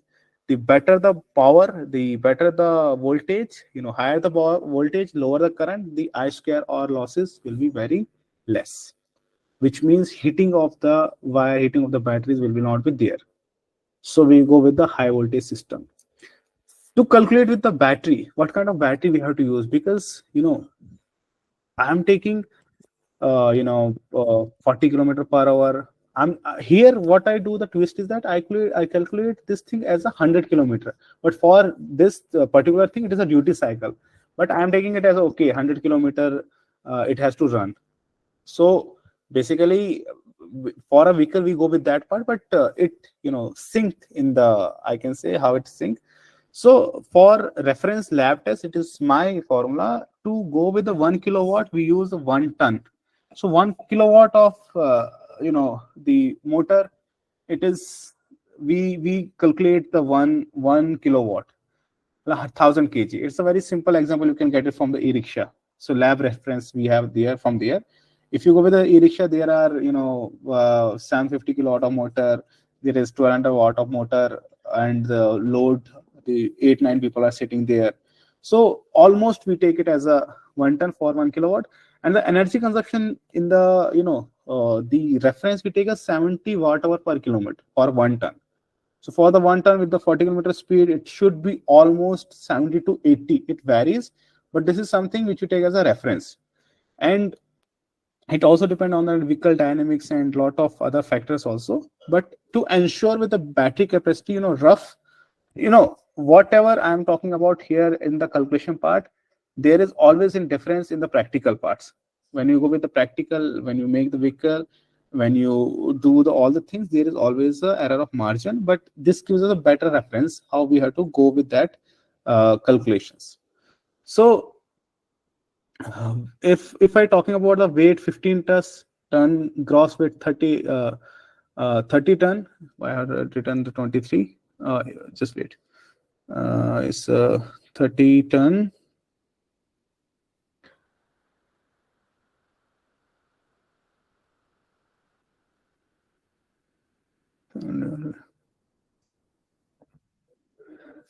It's a 23 ton basically. It's not a 30, I guess.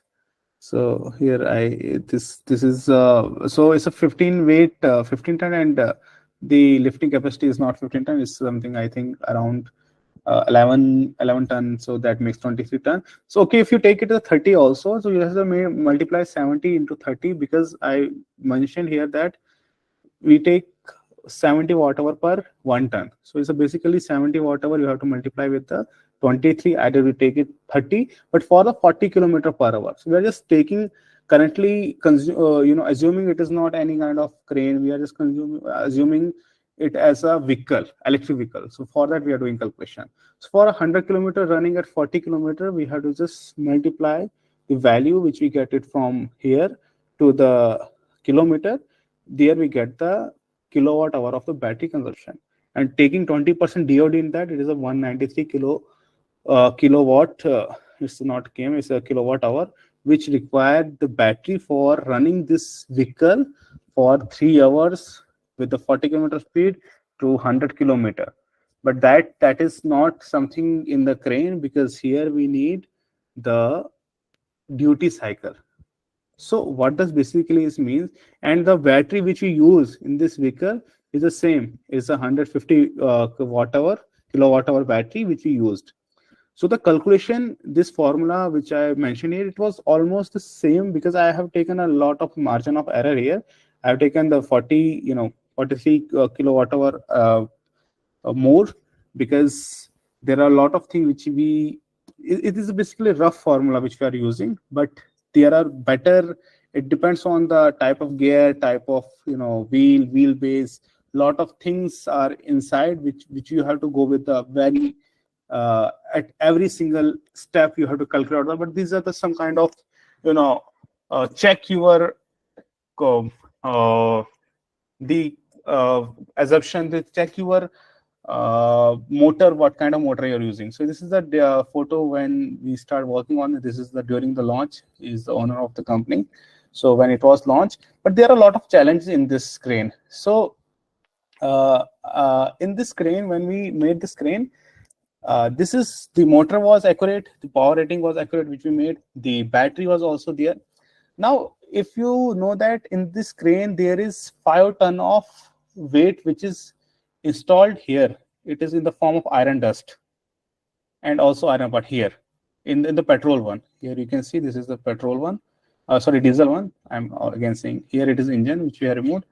So in this vehicle, here the company uses the 5 ton of the iron dust and iron, the load basically, to ensure that when it lifts the 15 ton of weight, or 10, sorry, it's not 15, it's 10, 11 ton of weight, it will get balanced. Otherwise, what happens that if it lifts the weight, there is no weight here, it will get down from this side. So they always keep the weight here. In this battery, what now we have the issue here that the cost analysis. Now we calculate that, okay, if we are using 150 kilowatt hour of battery in this crane, it costs only 25 to 30 lakh rupees for the battery. So how it can be achievable? Because this crane which is available in the market with 18-20 lakh rupees, it costs 40 lakh rupees, and there is no sense to buy this motor crane. Then we keep brainstorm, and we come to conclusion that we will use the lead acid batteries here. We use the Excite batteries, which is giving us same power but not a normal batteries, lead acid battery with a good grade. So the batteries, for the graphene batteries, what the issue is that they are very bulky, they are having very big weight. Lithium is not having that weight. So that weight, blessing in the disguise basically, that weight we use as a counterweight here. So it provides the power, but it also provides the counter. Otherwise, we have to use a 5 ton of iron to ensure the management of weight balancing of the crane.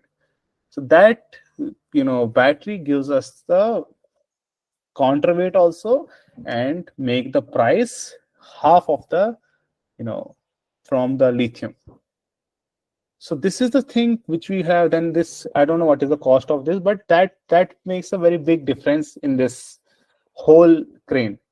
And here also we see the challenges such as that the vehicle is not running at 30 kilometer per hour speed, like basically 40 I'm talking about, but it is 25 kilometer per hour which they permit to this crane.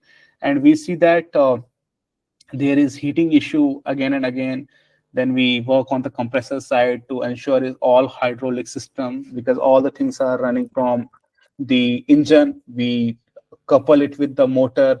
And most amazing thing, what an innovative thing we develop in this crane is that only a single motor is running the vehicle, running this boom also. So here is the one compressor which hydraulic, or not compressor, hydraulic, which run this crane boom. So one single motor is doing all this thing. So this is the innovation, this is the tech which is developed in the total in India, and this is how we have to solve the problem.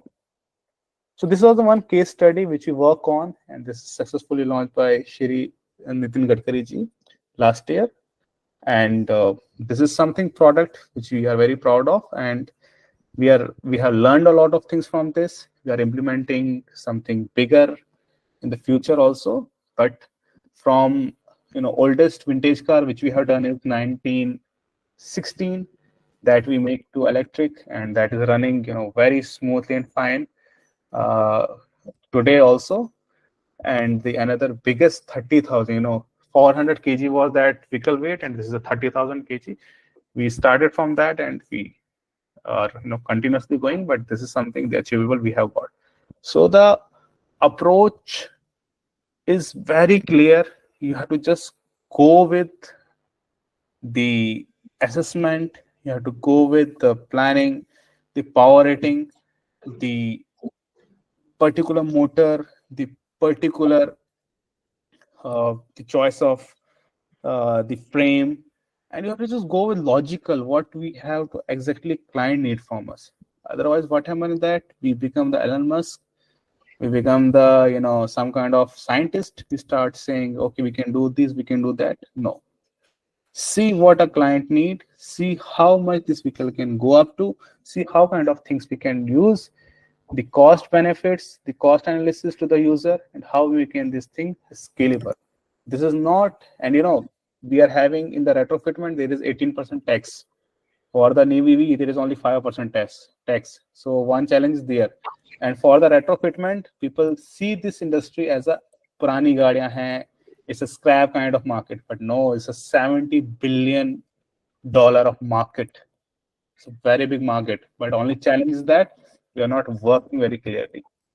But we are getting results. But yes, if the people come with these solutions, with this approach, they can definitely have. So if you want to connect with me, you can just scan the code. It's a LinkedIn code. You can connect with here. And Yes, I'll close my screen and come to the question answer round. So scan this. If you want to connect, I am closing my screen and coming to the screen. Hello. Hello. Yeah, sir. Sir, can I get your mail ID or number? Like, first time like I can't provide you my number, but I can definitely give you a reply on LinkedIn.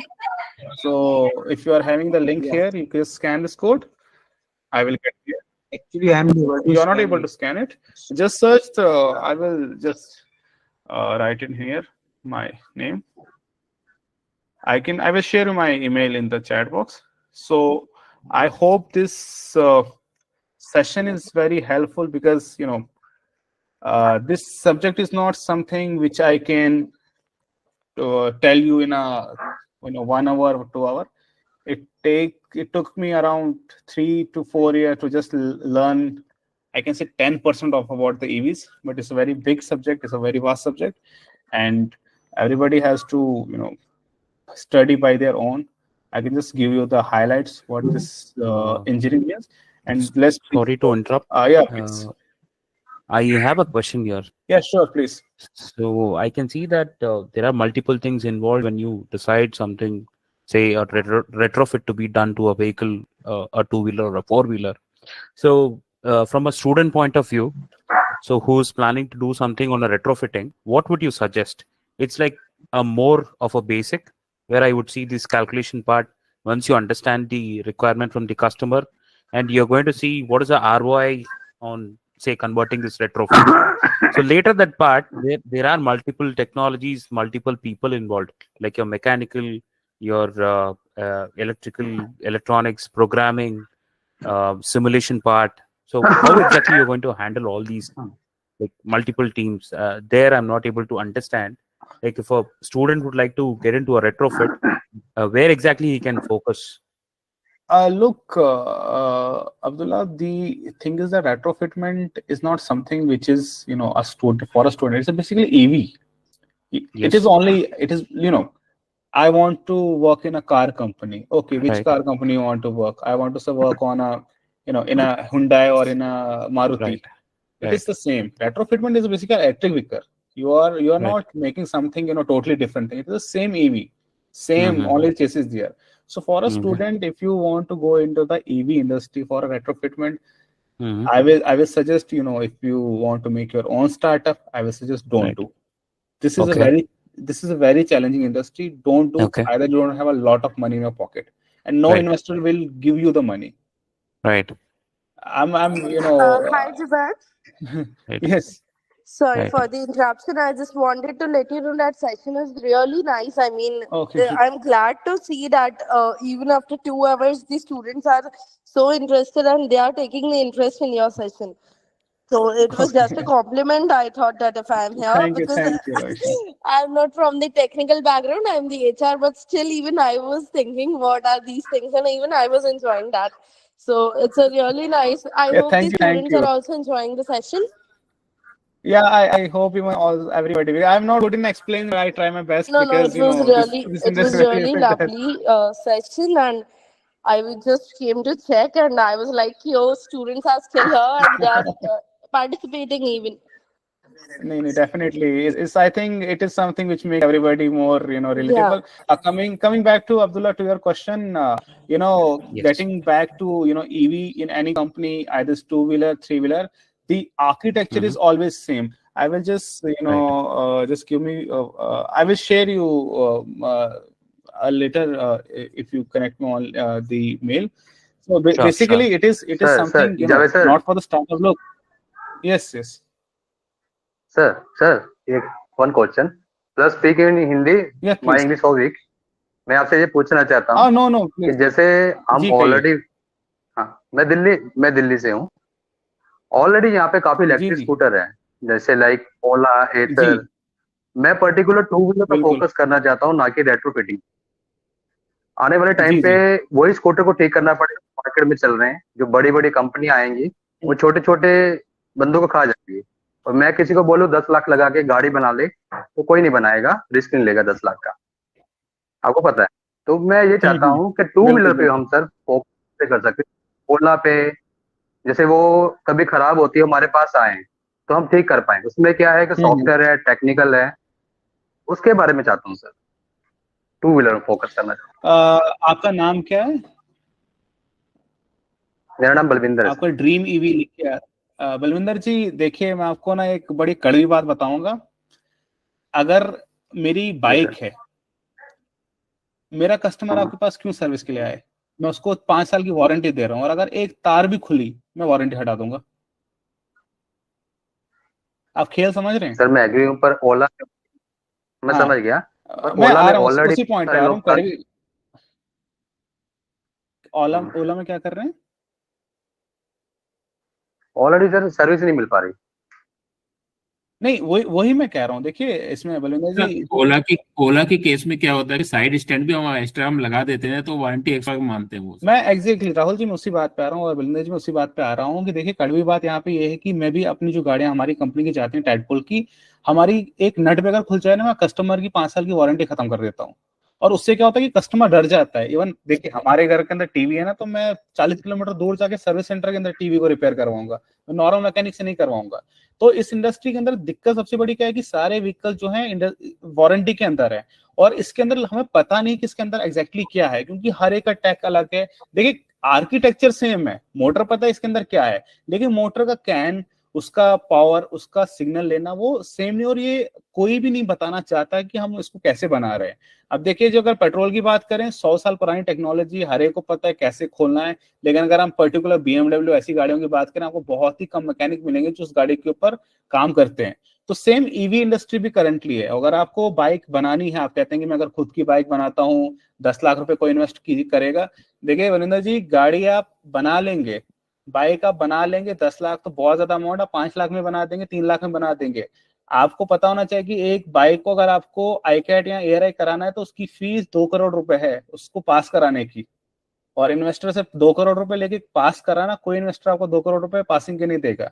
25 kilometre के नीचे अगर आप चलाते हैं उस पर आपको कोई कंप्लायंस की जरूरत नहीं है। तो वो इंडस्ट्री आपके लिए बहुत ओपन है। अगर आप दिल्ली के अंदर है तो आपने बाज बाइक सुना होगा, आईआईटी दिल्ली का स्टार्टअप है, उन्होंने 25 डिलीवरी के लिए 25 किलोमीटर पर आवर के नीचे की बाइक्स बनाई हैं जो कि डिलीवरी में यूज होती है, यूलू टाइप की। तो वो इंडस्ट्री बहुत ही अच्छी जिसमें आप बहुत ही अच्छा बना सकते हैं और उसकी जो मोटर आर्किटेक्चर बहुत ही सिंपल है, तो वो इंडस्ट्री बहुत अच्छी है। ठीक है सर, ठीक है। हाँ सर, मेरा क्वेश्चन अभी बाकी है। हाँ अब्दुल्ला, सॉरी आपका क्वेश्चन बाकी है, मैं आपका क्वेश्चन थोड़ा रिपीट करेंगे आप? हाँ वही जो रेट्रोफिटिंग इन हाँ, केस मैं रेट्रोफिटिंग का वही कह रहा। देखिए retrofitting EV is same industry है, तो बस नाम है। अभी तो ईवीफिकेशन भी मैंने कल ही नई टर्म सुनी इसके लिए। तो इसके अंदर आपके किसी भी कंपनी के अंदर आप जाके, बहुत सारी कंपनीज हैं जो कि ईवी पे काम कर रही हैं, 3 व्हीलर बना रहे हैं, 2 व्हीलर बना रहे हैं, architecture is same, you can work on that being as a student. अगर आप कहते हैं कि मैं if I have to go open my startup, don't do this. Industry is not something, you know, अभी बहुत इंडस्ट्री चैलेंजिंग हो चुकी है, 2 व्हीलर भी, 3 व्हीलर, रेट्रोफिटिंग भी आप खोल लेंगे। बट आई टोल्ड यू, जितना मैंने आपको अभी तक बताया, ये जब मैंने शुरू किया था मुझे नहीं पता था, मुझे तो कुछ नहीं पता था कि कंप्लायंसेस क्या होते हैं, आर्किटेक्चर के, तो कर करके सीखा और अभी भी सीख ही रहे हैं। मैं इसलिए कहा कि मैं 10% ही शायद ईवी के बारे में समझता हूँ और जानता हूँ। बहुत बड़ा सब्जेक्ट है। और जब आप देखिए, college project is something which you can make when you come with the customer. आपको गालियां भी खानी पड़ती हैं। So it's a better to work with the companies like DIYguru is a very good platform from where you can have placements and all. From there you can connect with the industry and make yourself, you know, Harshad Mehta of that industry. Okay, thank you. Thank you. I have a small question if I can. Sure, definitely. So first of all, thank you, Jawad. Thank you, Lavisha, and everyone at DIYguru. And I'm already a student with you. So my question is about the crane, the F-150 crane. You have been like retrofitting. So I know that the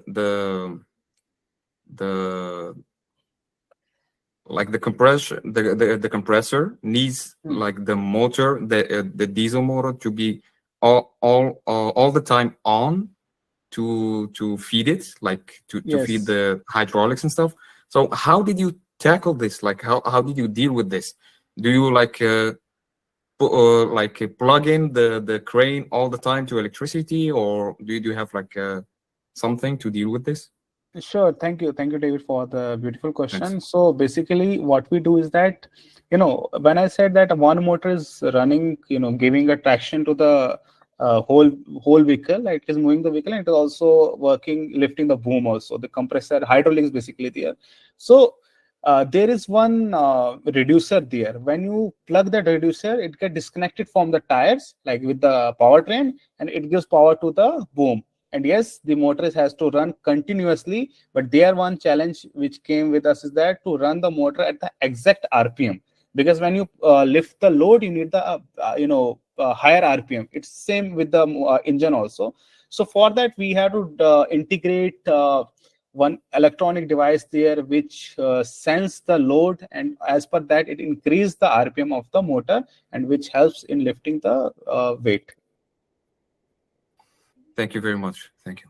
Thank you.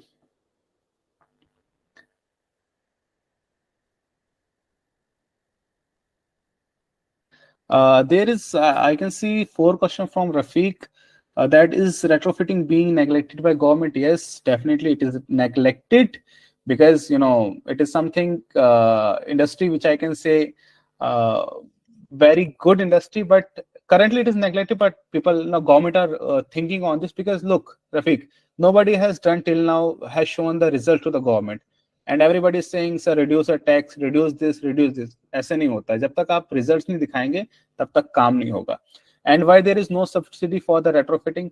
Because nobody has ever done shown the result. जब तक आप result नहीं दिखाओगे तो आप पापा को बोल दो कि, you know, बचपन में कहते थे ना कि मुझे साइकिल चाहिए, तो व्हाट दे सेड कि फर्स्ट आ जाओ 10th में. तो यहाँ पे भी सेम है, जब तक आप रिजल्ट नहीं दिखाओगे कि इसका इम्पैक्ट कितना है तो सब्सिडी कहाँ से होगी. But now the good part is we had a meeting with Delhi government and they are providing subsidy on the retrofitment. Even Hyderabad is also providing, Telangana. Government is coming with this scheme.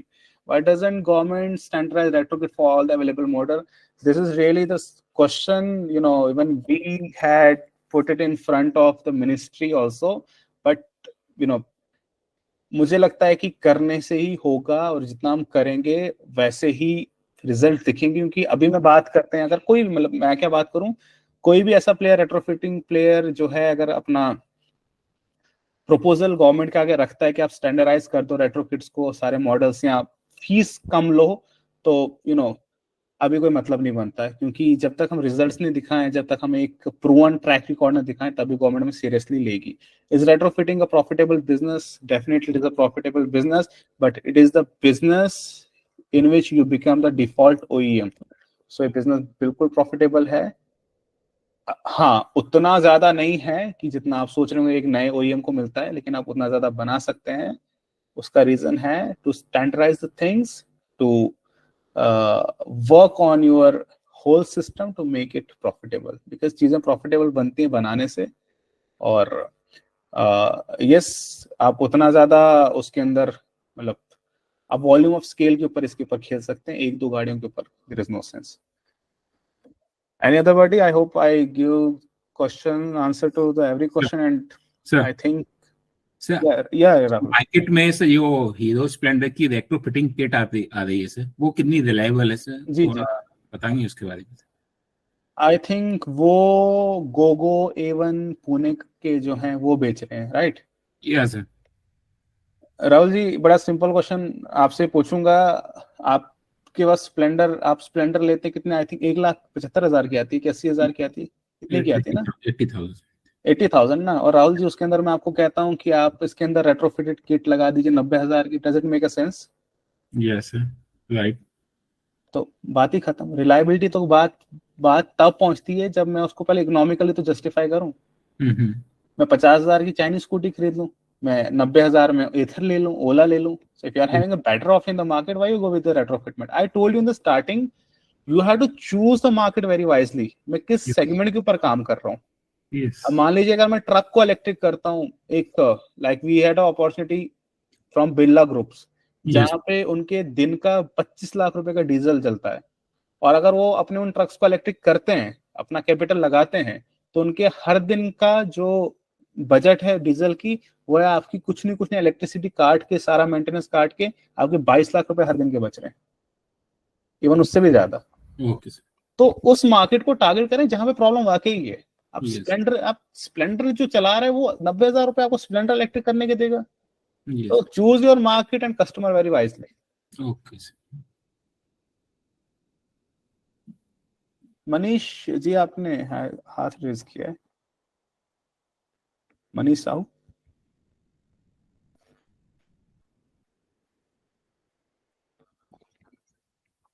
I think Lavisha ji, there is no other person for.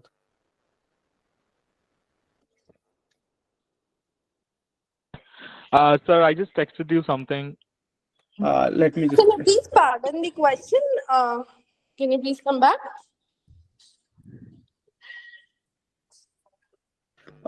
Modification that you make to make a but a major, how you to apply to make it trusted branding where people feel it. Yes, definitely, Vishnu. It is definitely like modification that you make to vehicles, but a major one. How do you plan to look? Branding. Trustworthy. It always become with your work and with your choice of the components. And brand is not built in a one day. And if I talk about that. We went to that place. There we find the bearing, the experience we were sharing, and we spend our almost 30,000-40,000 rupees on a single person. So that is how you make your brand, how you make your people trustworthy. Because that is our fault. We have not taken care of these things in the starting, in the table.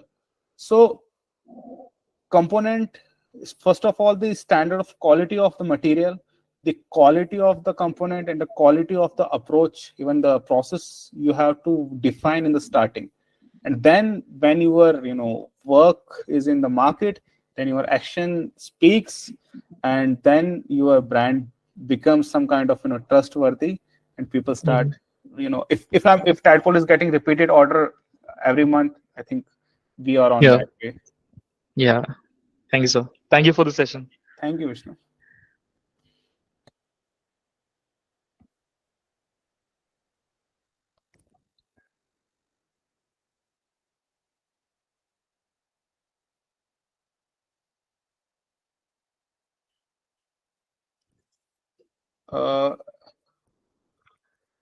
All right, I think all the questions are clear. If you have any question, feel free to approach me. I guess it's been quite late time for Mr. Jawad also. Yeah, even my back is hurting now.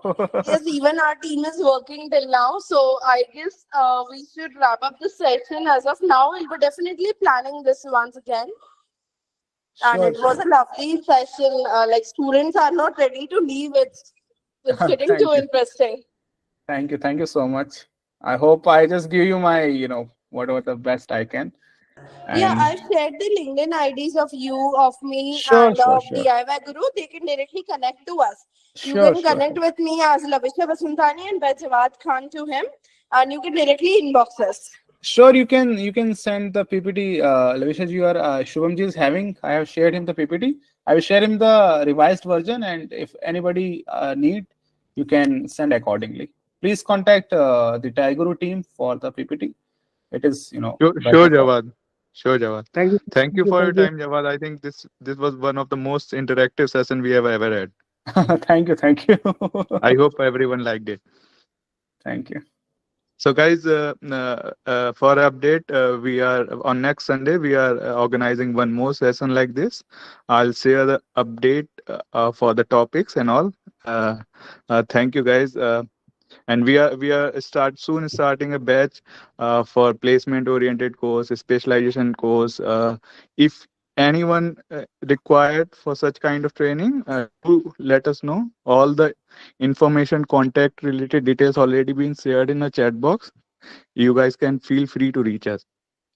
Thank you, Jawad. Thank you, everyone, for joining the session. Good night. Thank you, Lavisha. Thank you for your time. Good night, everyone. Thank you, Irfan. Have a good night, everyone. Take care. Bye-bye. Bye. Good night. Good night. Have a good night. Bye. Thank you. Bye.